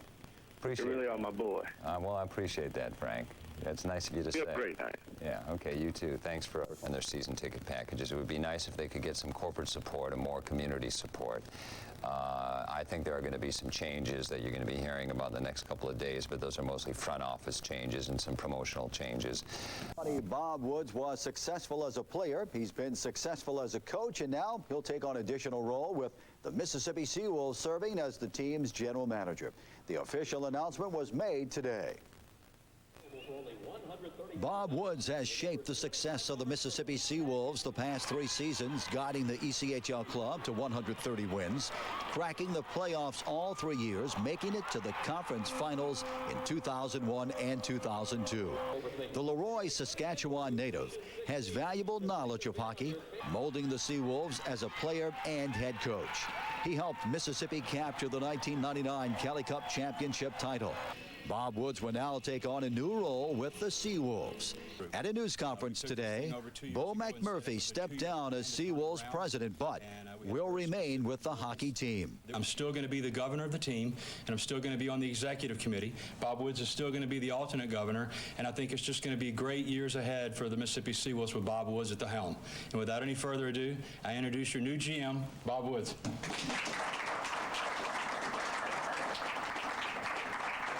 I'm a competitor. You know, I love to be challenged, and this is something that, you know, is definitely going to be challenging. And you know, I believe in myself, and I believe in the staff, and I believe in this organization. And I think with everybody's support, I think we can really make a good go of it and keep hockey on the coast. Bob Woods hopes to elevate more interest in the SeaWolves. He'll attempt to lure new fans to the Mississippi Coast Coliseum because he feels once he gets those fans in the stands, they'll come back for more. The 36-year-old Woods admitted that he's had offers from other hockey teams the past 2 seasons, but has no interest in leaving the Mississippi Gulf Coast. His heart is with the SeaWolves and wants to bring back the Kelly Cup championship. The Seawolves have already sold over 850 season tickets with the goal of over 1,600 for the 2004-2005 season. Tomorrow afternoon at 3:30, and we have learned that the news conference will center on the retirement of a player. Stephen Walby, the Seawolves player coach, reportedly will hang up his skates and will join head coach Bob Woods in the coach's box. Walby has been a vital cog in Mississippi's success the past few years, a solid scorer who brought experience and leadership on and off the ice. We'll have the latest on Walby's future tomorrow at 6. After 11 years in professional hockey, the last 3 with the Mississippi Seawolves, player coach Stephen Walby has decided to step aside for the game as a player and devote his full time to coaching. Walby led the Seawolves in scoring the last 3 years, becoming the team's all-time leader in 4 major categories: 117 goals, 270 points, 43 power play goals, and 11 shorthanded goals. He was Mississippi's top gun, a reliable player who displayed leadership both on and off the ice. Today at a news conference inside the Mississippi Coast Coliseum, after 802 games, 315 goals, and 372 assists, Walby said it was time to retire from the game as a player, but will become the Seawolves' associate coach. It's the right time. This is a good time for me to do it. It's a good time for the Seawolves. We have a lot of new faces coming in. We have a lot of new faces in our training staff and new faces on the team. And there's a lot of guys that left this team that have signed over in Europe that have called me either today or in a couple days back and said, this is a great time for you to do it. You're making the right decision, and I'd love to play for you and Bob again someday. So I know that it's a good thing. Of interest, the last player to lead the Seawolves in scoring besides Stephen Walby was Mississippi head coach Bob Woods. He led the Seawolves in total points during his last season as a player, the 2000-2001 season. Stephen Walby says he's sad about retiring from professional hockey, but he's excited about becoming an associate coach with the Mississippi Seawolves. Today, the 31-year-old officially announced he's hanging up his skates. Bill Snyder says he has more from the Mississippi Coast Coliseum. Ladies and gentlemen, number 21 from your Mississippi Seawolves, Stephen Walby. Basically, Stefan Walby's trading in his Seawolf sweater for a suit. After 11 years as a pro, the grind, the injuries, and the nomadic lifestyle have him looking toward the future. From now on, he gets a little more time with his wife Alexis and son Braxton. Professional hockey players, not only do they professionally play hockey, but they also professionally move twice a year. For the first 8 years of our career, we were packing up a U-Haul, unloading it, staying there 6 months, packing it up, putting it in a storage unit, packing it again just to unload it. The old injuries, the body, it was time after those 3-3 games, to wake up that Monday morning, and the Monday mornings weren't as enjoyable even if we had won 3-3. What a career it's been for Stone Cold. 802 games, 315 goals, and a laundry list of awards and honors. As far as numbers go, his best years were right here at the Wolves' Den. In those 3 seasons, Walby was the Wolves' leading scorer and an ECHL All-Star. His only regret?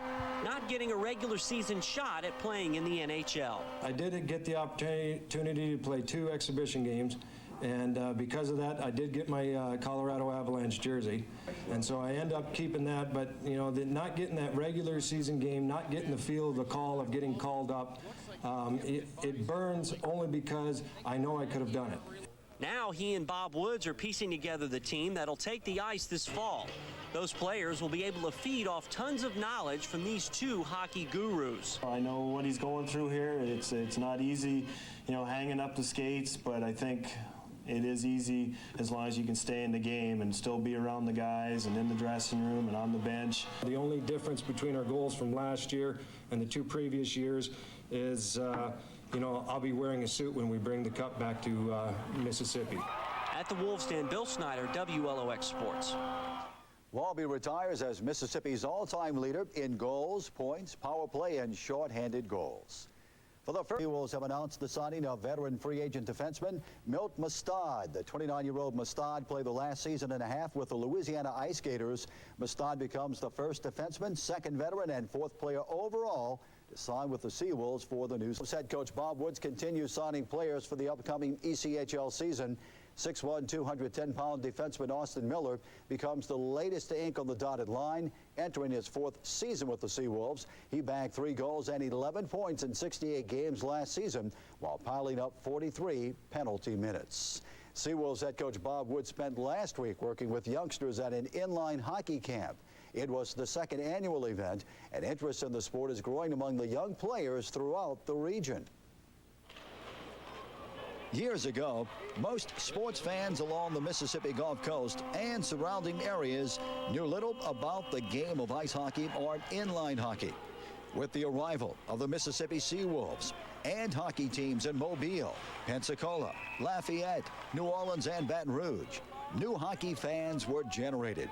Youngsters not only attended ECHL games, they began participating in the sport as players. Last week, the Harrison County Inline Skating Park hosted a camp, and Seawolves head coach Bob Woods and former Seawolves goalie Chuck Thuss provided their knowledge and experience, teaching the young men the finer points of the game. We were expecting about 40, 45 kids, and we ended up with 78 to 80. You know, it's a great sport. It's a fun, fast action hockey, and you know, if we can keep people and just get them the knowledge of the game, you know, it's going to really help us out in the long run, and that's a big reason why we do this. Chuck thus knows if the Mississippi Gulf Coast could provide a year-round ice skating rink, the talent level would skyrocket. I'd like to see if the numbers here in the roller side get up and people see that there is such an interest that maybe we'll get some local interest to build an ice rink for us, and we can continue to do what we're doing on the roller side, bring it over and do it on the ice as well. Out of the 78 players who participated in the camp, about 20 to 25 signed up from New Orleans.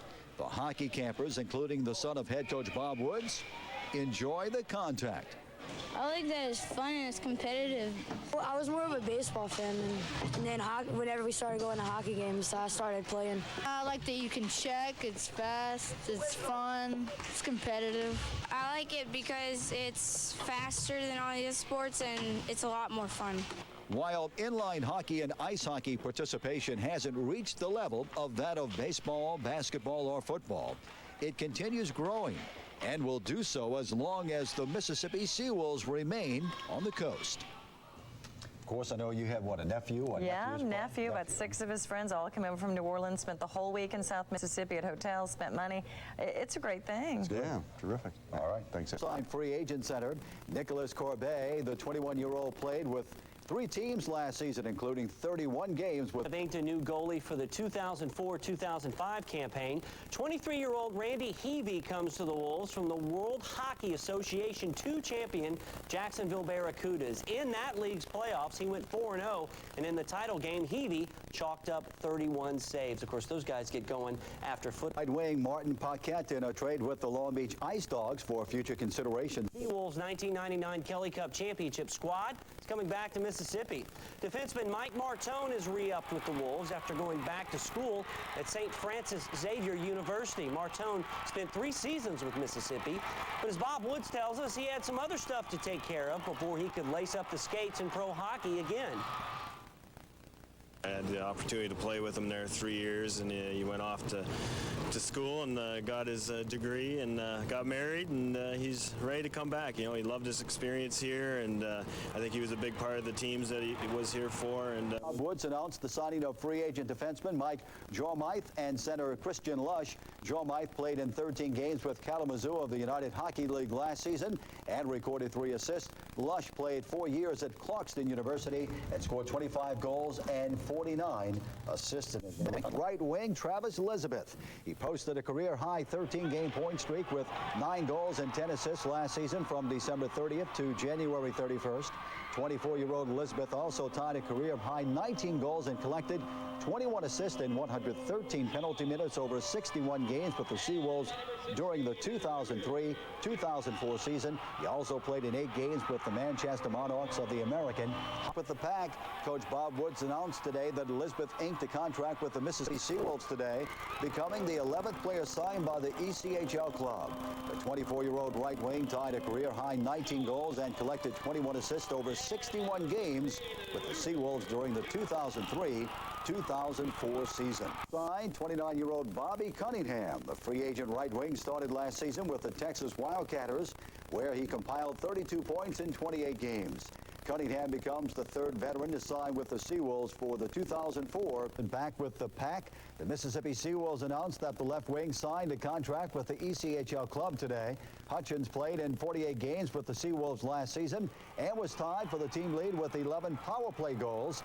The 6-foot, 205-pound Hutchins netted 26 goals and 19 assists last season. In 2 seasons with Mississippi, Hutchins has scored 36 goals and 38 assists.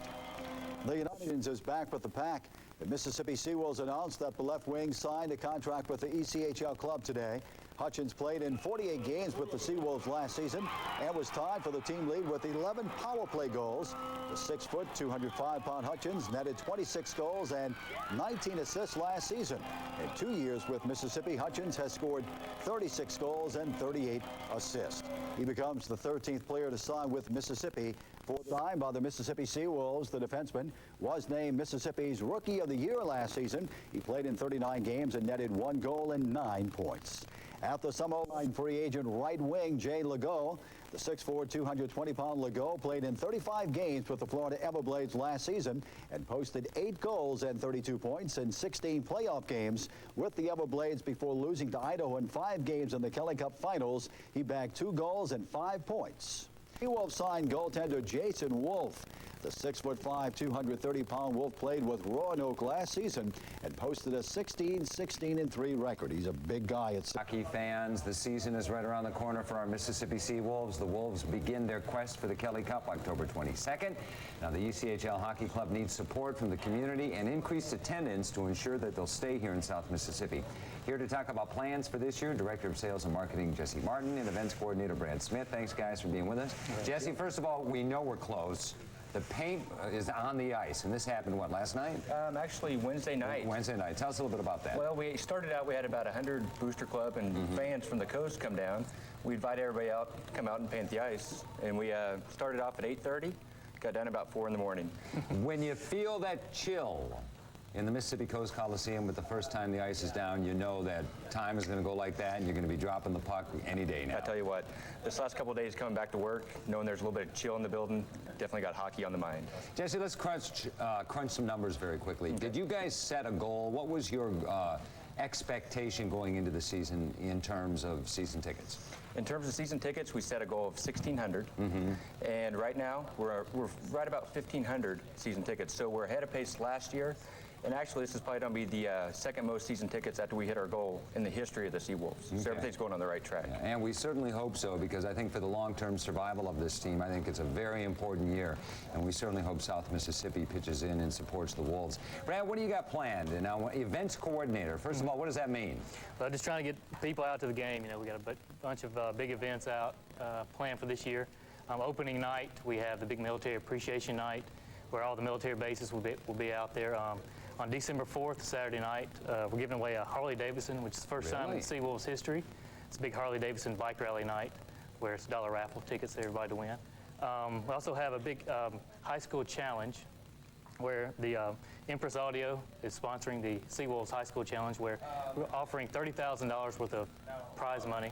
And this goes out throughout the year then? Throughout the year. It isn't a particular evening. It kind of goes out throughout the season and then culminates at the end with a big giveaway? Right. And that's a big high school showdown, our last home game, where the 2 area high schools come out, perform, have the bands perform on the ice, and do real well that way. Okay, we're seeing the SeaWolves, I think, about to score here. There you go. Put the biscuit in the basket. We hope to see a lot of that.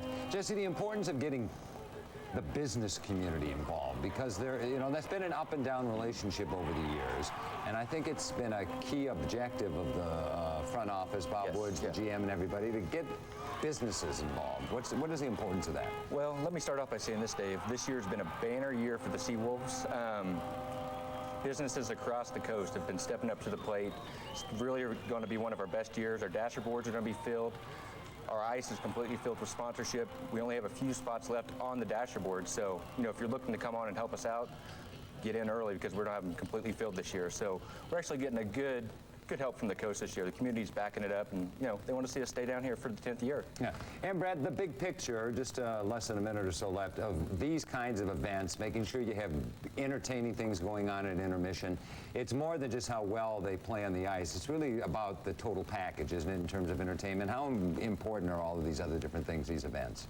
Well, just basically, we're trying to get the new fans out to the game, especially the high school students. We saw a drop in high school students coming out to the games, so we're trying to entice them to come back out, have a good time to increase our fan base. I'll agree with you 100%, because I remember the first couple of years, you'd go out there to a Friday night game or Saturday night game, and there were teenagers, Jesse, crawling all over the place, and then we've seen a drop-off over the last couple of years. I think that's very important to get them back. And that's what that's basically what we're trying to do, is get out there, get that energy back.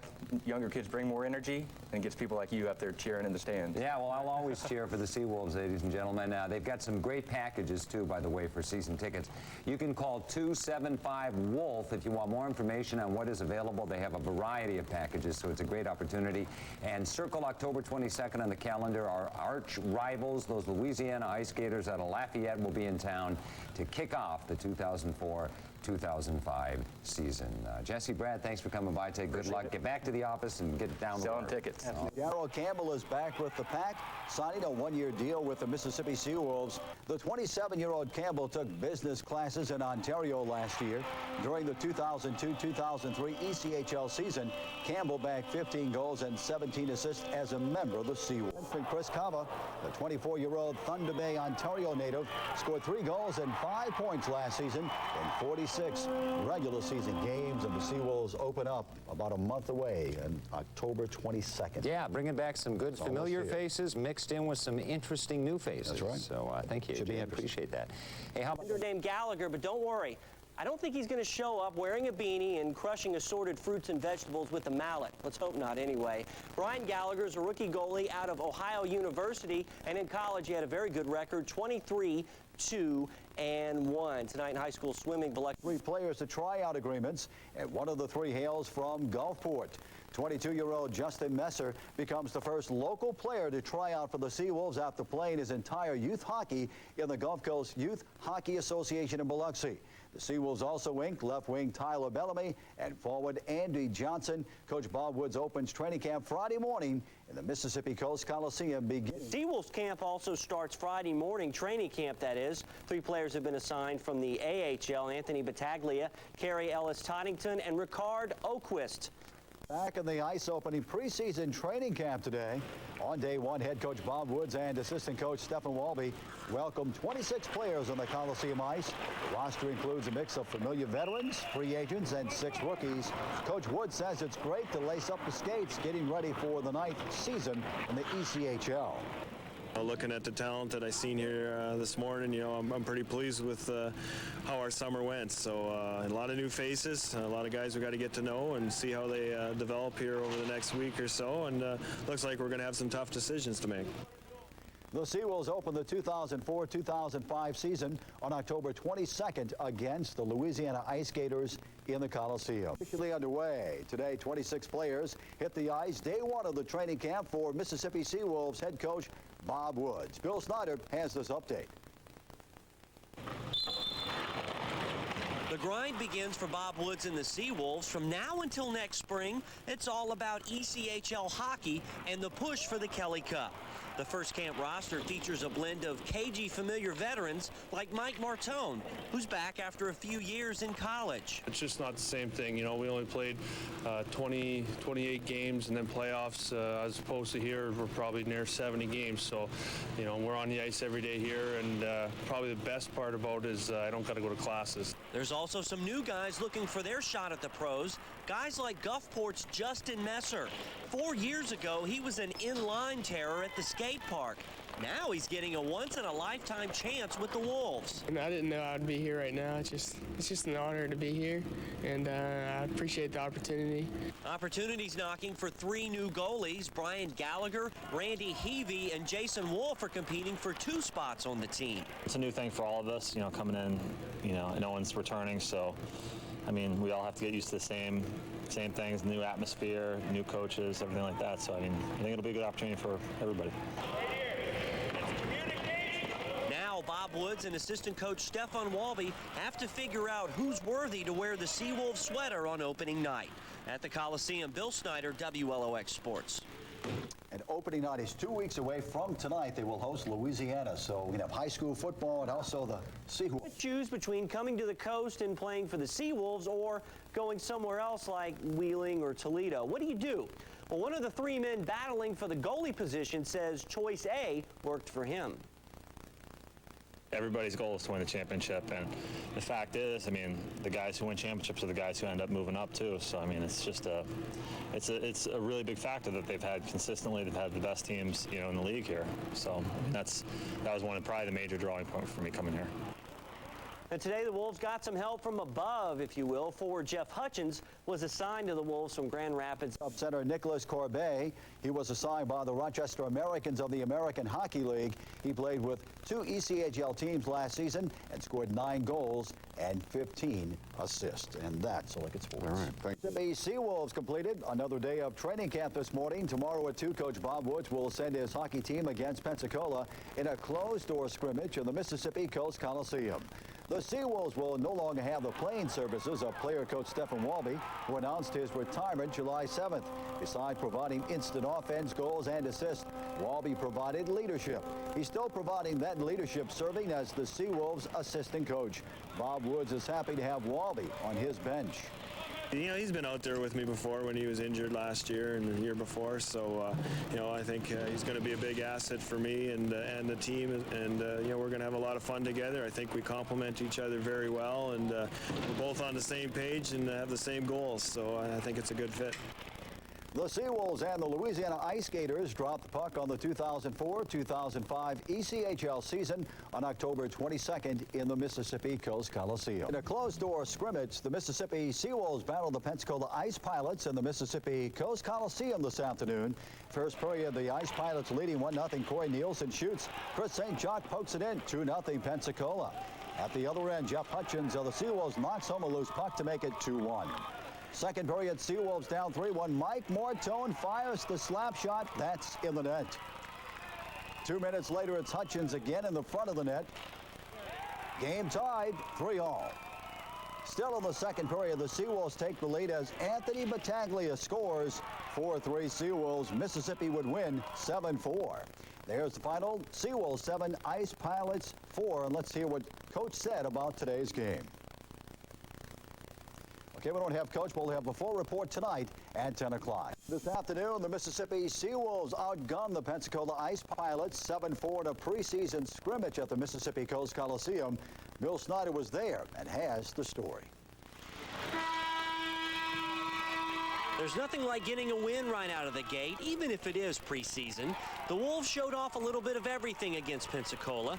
They pounded home 7 goals, including 4 in the second period. The enforcer audition seemed to go well for Lee Jacobson. The former boxer got involved in 3 separate scraps. And after the game, rookie Mike Jarmuth got hazed a little bit. And Gulfport's Justin Messer's play caught the eye of head coach Bob Woods, as did some of his veterans. The local kid, Justin Messer, I thought he played a heck of a game. You know, he battled hard, and, you know, he was probably the biggest surprise of all. You know, I was a little concerned going into the game, but, you know, he went in there and didn't hold up one bit. And, you know, you look at the guys from last year. Elizabeth had a good game. Hutchins, you know, had 4 points, I think. Hutch scored in the first period to get his team on the board. Then he cut in front of the net in the second to chip home a shot by Carrie Ellis-Toddington to tie it at 3. I think that the guys played pretty well tonight, and we just started doing the small things, hitting in the corners, and as the game progressed, you saw that. The hitting and the scoring's over for now, but this weekend, the Wolves head to Fort Myers to scrimmage the Everblades. At the Coliseum, Bill Snyder, WLOX Sports. And the SeaWolves will play in 2 preseason games this week. New season, 7:30 Friday night to the Mississippi Coast Coliseum, hosting the Louisiana Ice Gators. Veteran Patrick Rochon won't be in that lineup. The only original member from the SeaWolves first team has been released and will be replaced by a younger player. Meanwhile, Mississippi rang up a 6-5-3 record against Louisiana last season. Left wing Jeff Hutchins is back. Last season, he scored 26 goals and 19 assists. What goals has Hutchins set for himself this season?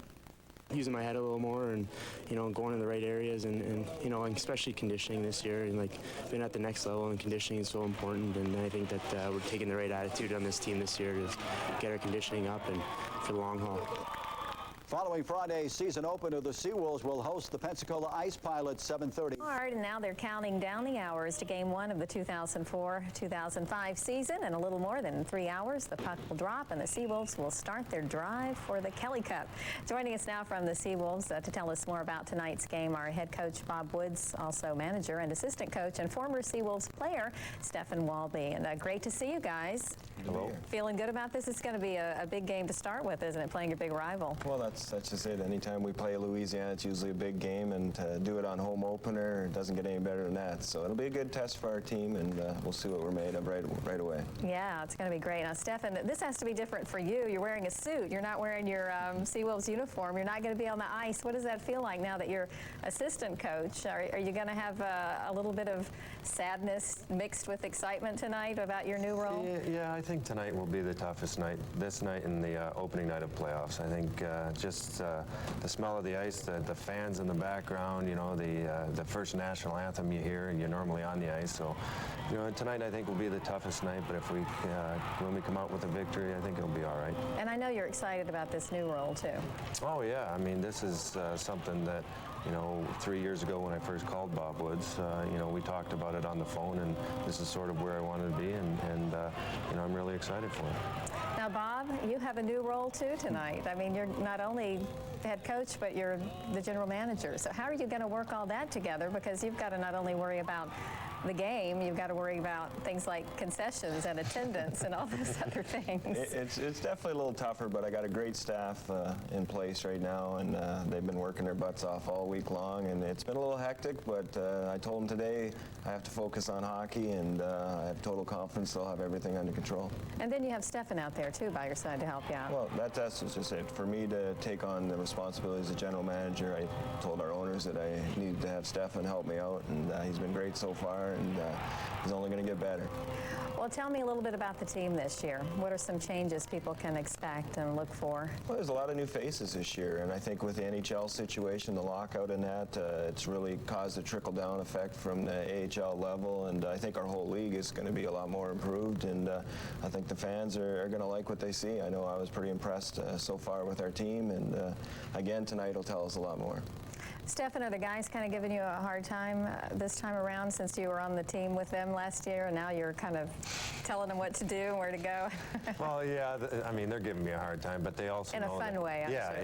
Yeah. They're excited for the change as well. I mean, they know that between Bob and I and two sets of eyes, seeing their mistakes and helping them out on the ice, that their careers are going to grow and hopefully flourish as well as Bob's and myself have. So we're certainly, they're giving it to us all the time, but that's nothing different. We did it to Bob the first couple years, and so now it's sort of payback for me, I guess. It's your turn. Well, how are the season ticket sales going? Because I know that's what you guys really like to see, your big season sales. Actually, we've had a great summer. I think we're ahead of the game on season tickets, and actually our corporate sponsorship is up as well. So I think the big thing will be the walk-ups and the big groups that we have. We got a lot of exciting things going on. And hopefully we'll attract some new fans. That's great. I hope so too. And of course there's some promotions tonight too, and more incentive, more reason for people to go. And this is a really good reason. We're looking at some collections right now that we filmed earlier. Tell us a little bit about this donation process, care package. Yeah, this is a military appreciation night tonight, and it's 2-for-1 for all military folks, and everybody that brings a care package item, which we're going to send to the troops over in Iraq, will get a free ticket to future games. So it's exciting. We really need the support out of the military, and we really appreciate everything that they're doing overseas and that as abroad here. So we're looking forward to it. And how important is it to have? We see the information there on the screen too. We want people to jot this down and just plan to be there in time before the game starts at 7:35.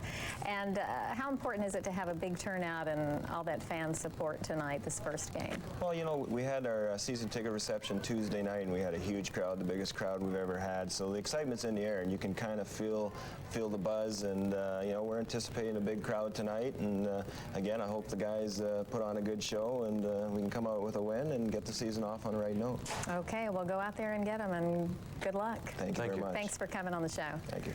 They're more than familiar with each other. The two teams have shared digs at the Coliseum, and they also battled in the preseason. Tonight, it was for real. Game 2 for the Wolves, the opener for Pensacola at the Coliseum. Halloween's next week, but hey, why not get into character early?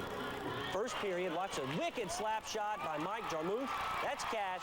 It's 1-0 Wolves. Still first, Ice Pilots take off. Jason Wolf goes down there. The net's open. Chris St. Jacques takes advantage. We're tied at 1. Now Pensacola attacking again. Corey Nielsen pokes it through the 5-hole. Pilots up 2-1. Still in the first. Tyler Beachy throws it at the net.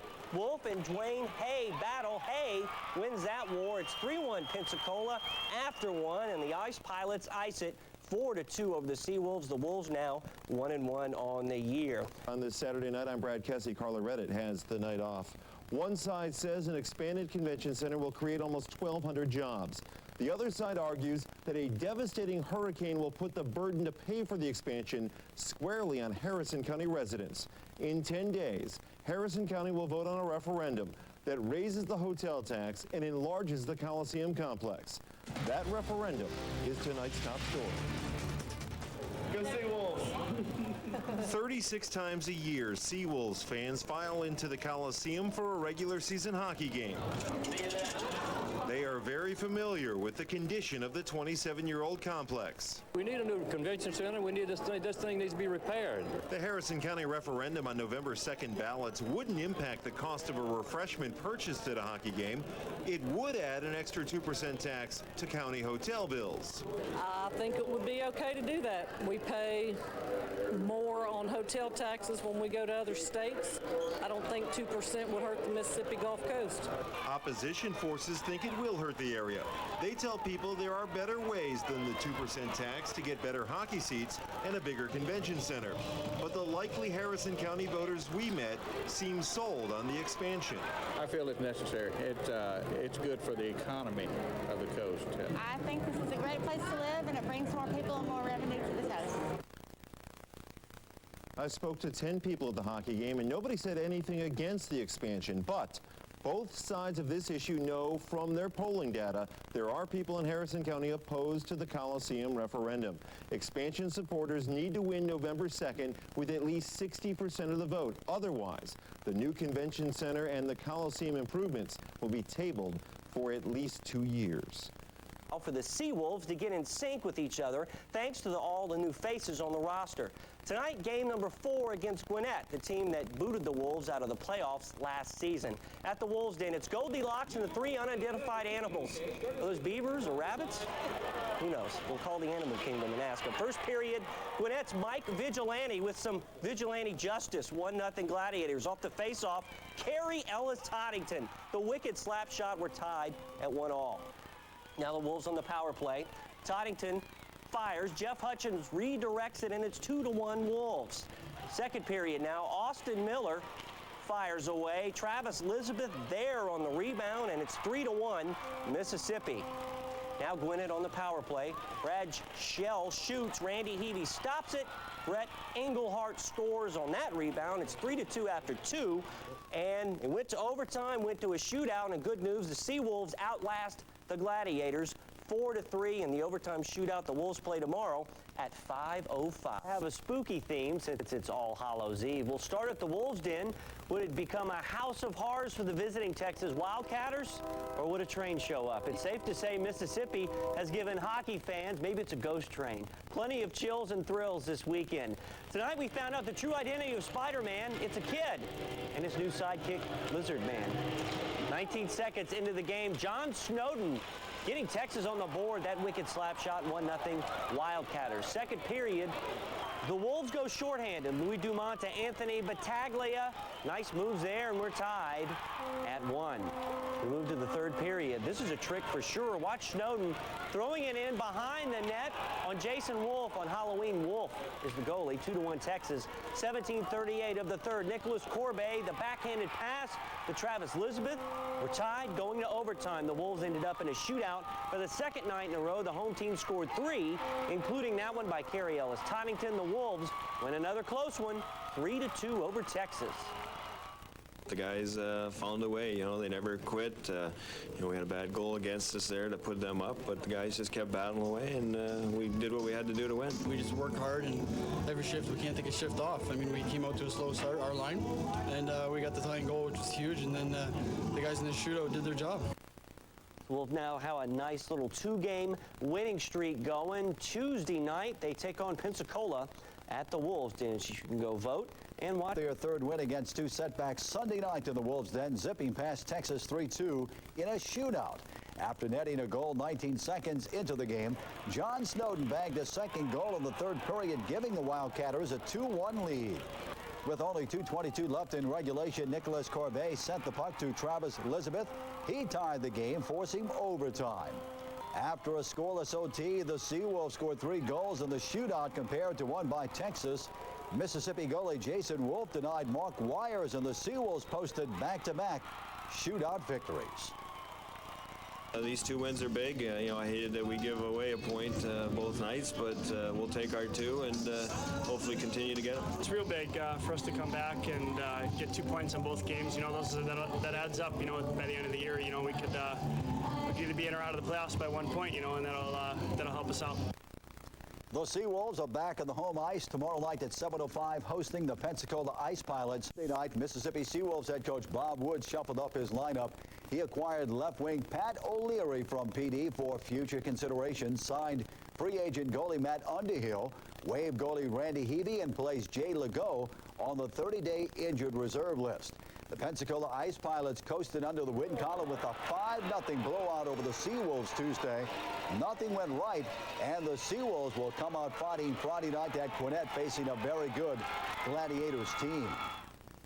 Yeah, that's the nice thing about sport and having 72 games is more than likely you don't have to dwell on a butt kicking like we got last night too long. We get the chance to have a good practice today and have another good one tomorrow, and then we get to go up to Gwinnett and have renew our fierce rival. Dust ourselves off and get back out there. You can't reverse time and take anything back. You can only go out there and prove yourself. We played poorly in all aspects of the game, I think, and we can improve in everything. The SeaWolves travel to Gwinnett Friday night and entertain the Gladiators 7:35 Saturday. Ceremonial puck at tonight's SeaWolves game. On this Thanksgiving night, the hockey team recognized the many Red Cross workers and volunteers who helped with hurricane relief this year.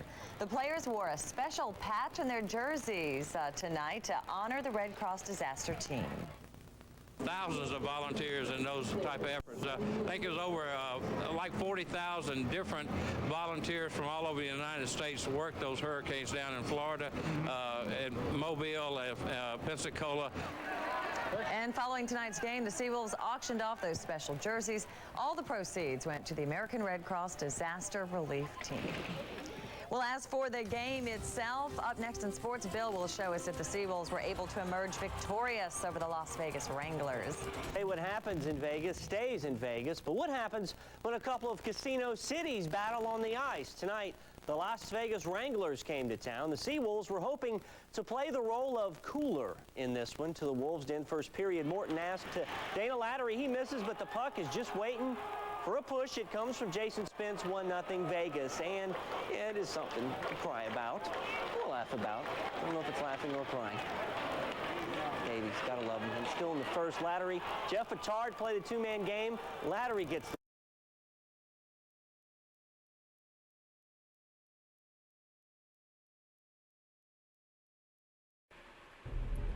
Bob Woods enters the ECHL Hall of Fame as not only one of the finest offensive-minded defensemen to ever play in the league's history, but also as a definitive mentor for each of the teams he played for.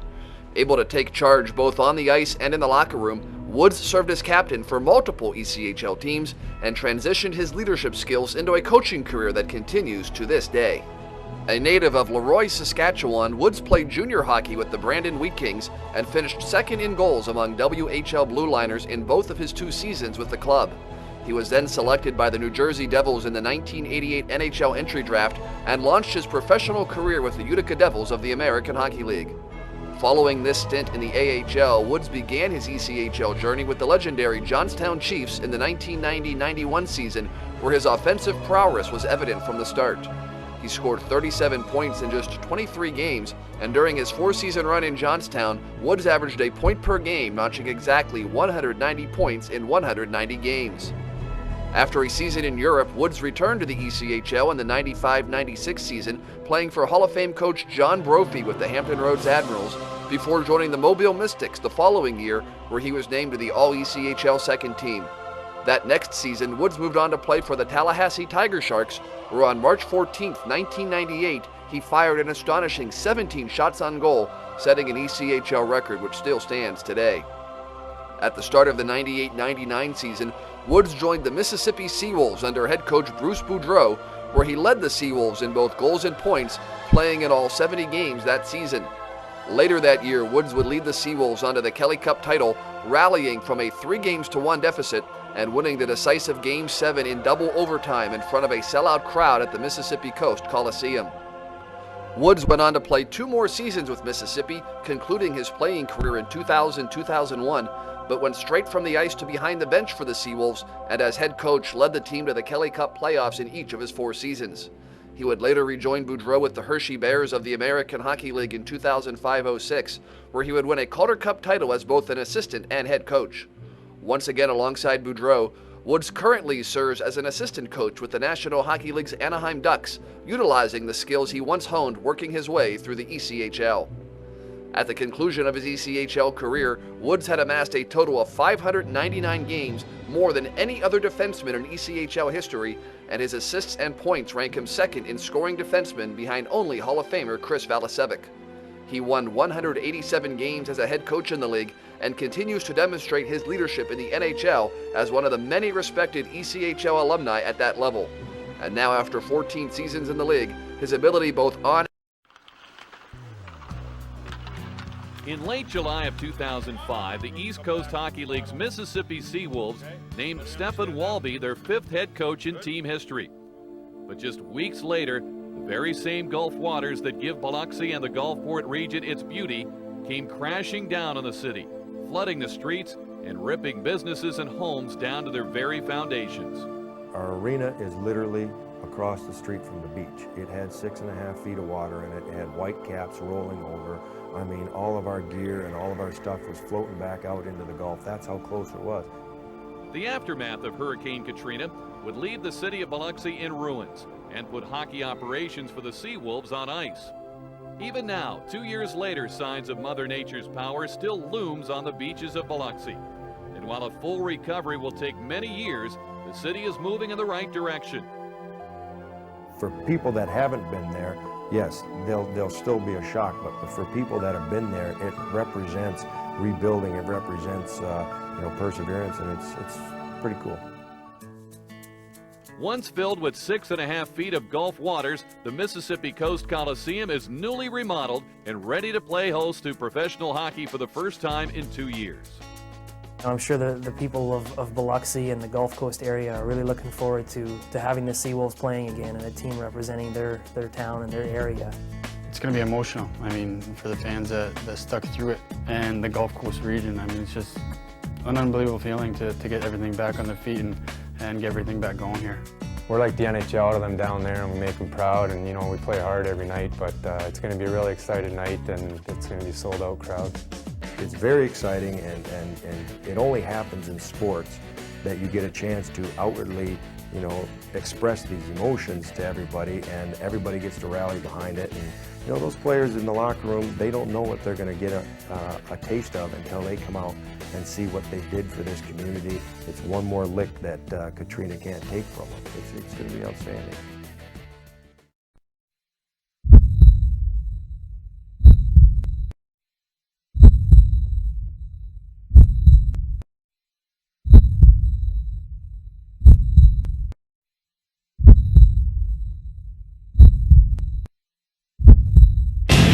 SeaWolves hockey is back. Your SeaWolves return to the ice October 27 against the Reading Royals. Get your tickets today by calling 228-275-WOLF. SeaWolves hockey is back.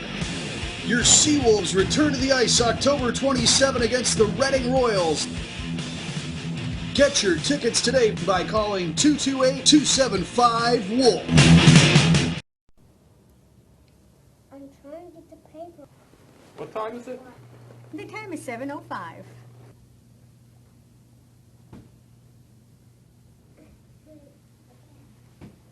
The doctor will see you now. The wait is over. SeaWolves hockey is back. Your SeaWolves return to the ice October 27 against the Reading Royals. Get your tickets today by calling 228-275-WOLF.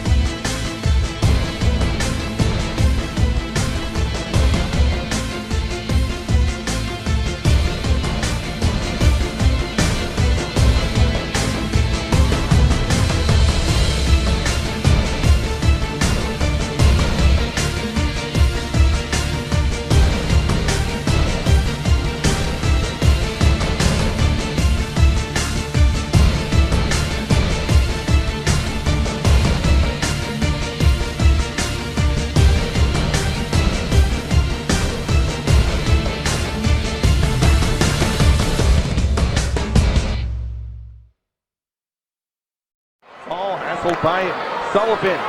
Stays in there. Rooney got run over by Dunn and stays. They tie up. And now in comes, now everybody's going to go at it. Sullivan in there. Stays tied up along the far side. Over in front of the Mississippi bench. Pito and Stays just wailing on Pito. And now in comes Elizabeth trying to get in there. Sullivan's going to come in and grab an extra body. Mississippi grabbing from the bench bodies as well. This one's looking a little bit ugly on the Mississippi bench over there. as Sullivan in there. Deschamps trying to dig him free, stays in there as well. Now bodies on the Mississippi bench going at it. Now Stays will come off the ice. He's got a stick in his skates. Sullivan trying to help out his line mate as he will head back into the Gladiators locker room. So everybody on the Mississippi bench getting into it. And the referee Jason Rollins having words with Melanson, who lost his gloves on the Mississippi bench. So Jason Rollins has his hands full with that little fracas. Fans, the fate of the Mississippi Seawolves is up in the air right now. The Seawolves management team informed the ECHL this week that the club is suspending operations for the 2009-2010 season. Welcome back to WLOX News This Week. That announcement doesn't necessarily mean the end of the Seawolves. Joining us to explain what it does mean, Seawolves President Bill Yates and one of the owners, Mike Rogers. Thanks to both of you for being with us. We appreciate that. Bill, what does it mean? I mean, hockey fans are saying suspended. We're suspending play. I mean, is that just a euphemism for we're dead and gone? No. Or what does it mean? It's an opportunity for us to regroup. We've really got 4 options that we're pursuing right now, and this is just an opportunity for us to fully explore those options. We'll have an opportunity to reapply for active status in the ECHL in June, but for the next couple of months, we'll have an opportunity to pick one of those options and move forward. We'll talk about the options in just a minute, but I want to talk about the temporary, if best, demise of the Seawolves, and I believe, and correct me if I'm wrong, that it was caused by the crushing defeat of the I-10 rivalry. At one time, you guys had Mobile, we had New Orleans, we had Lafayette, Louisiana, we had Pensacola, we had Jacksonville, and we traveled. There were rivalries. It was intense, it was heated, and fans picked up on that. And then that all disappeared, and you were left here by yourselves. Was that really the cause of the problems? Not entirely. That's a contributing factor, but within the format of the ECHL right now, we can survive. But there are some things that have to happen to make it more viable. This is a suspension we applied for back in the fall, and we're advised to do it by the league because we talked about exploring some other options for keeping the team here.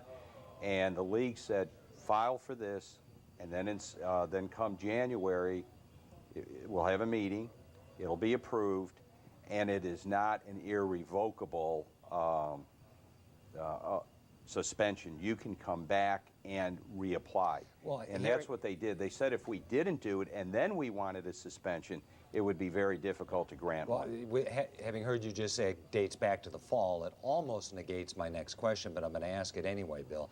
This year has been on the ice, not a very good year for the Seawolves. And I've always said when people analyze a sports club's success, winning is everything. Do you guys still think you would have done that if the Seawolves were in second place in the conference and flying into the playoffs with tons of momentum with a chance to win another Kelly Cup? Winning hockey games is definitely important, but when it comes to box office sales, it doesn't completely dictate it. It does make a difference at our box office when we do win games, but the negative effect is not as far-reaching as many might think. Don't get me wrong, we want to win hockey games, and we're pretty upset that we're struggling to make the playoffs right now, but from a business standpoint, not making the playoffs is not contributing as much as some might think. Another nail in the coffin to me is the travel expenses. Your nearest team right now, I believe, correct me if I'm wrong again, but is Gwinnett, Georgia. Your travel expenses in the last couple of years have probably skyrocketed. Yeah, they've gone up quite a bit. There's ways to mitigate it, and we've looked at those, but it is definitely a problem with the rising cost of travel. And one of our options will address this, but at this time I can't really talk about that option. But we've really got a good core group of fans. Well, talk about the options you do have, because before we run out of time, we want to talk about those. And Mr. Yates mentioned 4 options. What are those 4 options quickly? They include the ECHL. One option is, bringing a group in here with the financial wherewithal to sustain and regroup and get the team back on its feet and get it going. I want to go back to something Dave said about, making the team more popular or whatever by having a winning record. Our 2 biggest crowds of the season, over 6,000, moving in on 7,000, were the last 2 games of the season when we were in last place. So there's something else to it, and that is each hockey game by itself is an entertainment event. Whether you're in the playoffs or not, that game is that game, and it's a lot of fun. And we want to capture that excitement and get it out to people, make it more affordable. So one of the options is bring another group in here that can keep the team going. Another option is another group of, shall we say, investors or people looking at other Where would they leagues come in from? I really can't so, I mean, divulge. We've had there are people that oh, are absolutely. There are local community leaders and business owners who have an interest in hockey and really feel that it's important to keep hockey here on the coast, especially for what we mean to the coast. Is there another league that you can play in besides the ECHL? There are two other leagues that play hockey within this, I guess, region that are, definite possibilities. Are you looking into those? We're considering all options. This is their can't really talk about part, Doug. Well, but that doesn't mean we can't ask about it. Well, we can say though, there are a couple of leagues out there that the SeaWolves could be a part of. Before we run out of time, Mike, I know you wanted to get this message across. We have less than a minute left. Season ticket holders, they've already made an investment in the future of the SeaWolves. If they're worried about that investment, what do you say to them? Oh, don't even be worried. We have a special account at People's Bank, at the People's. The money's sitting there. Whatever option comes to fruition, and I am fully confident one of them will, and hockey will be here, that money will be used to hold their season tickets in their seats where they are, and there will be hockey. And Bill, why don't you tell them what the response has been so far? Well, we've fielded plenty of calls since this news came out earlier this week. Once we've had an opportunity to explain the situation to those who have already invested for their season tickets, they've said, all right, let's keep it there, let's hold on. Last question, one-word answer. Percentage of the SeaWolves coming back next year? 70%, 80, 20? In any way, shape, or form? In any way, shape, or form. I can't explain it with one word, but I'd say there's a very good chance that we'll come back next year. You're right, that was not one word. All right, Bill Yates, thank you very much for joining us. Mr. Rogers, one of the owners of the SeaWolves, thank you for being with us. And we'd love to see the return of professional hockey. I really do. I hope this works out because they've been a great joy to have. Appreciate your support. Thank you. Thanks, guys. And thanks for watching WLOX News. Good night, everyone.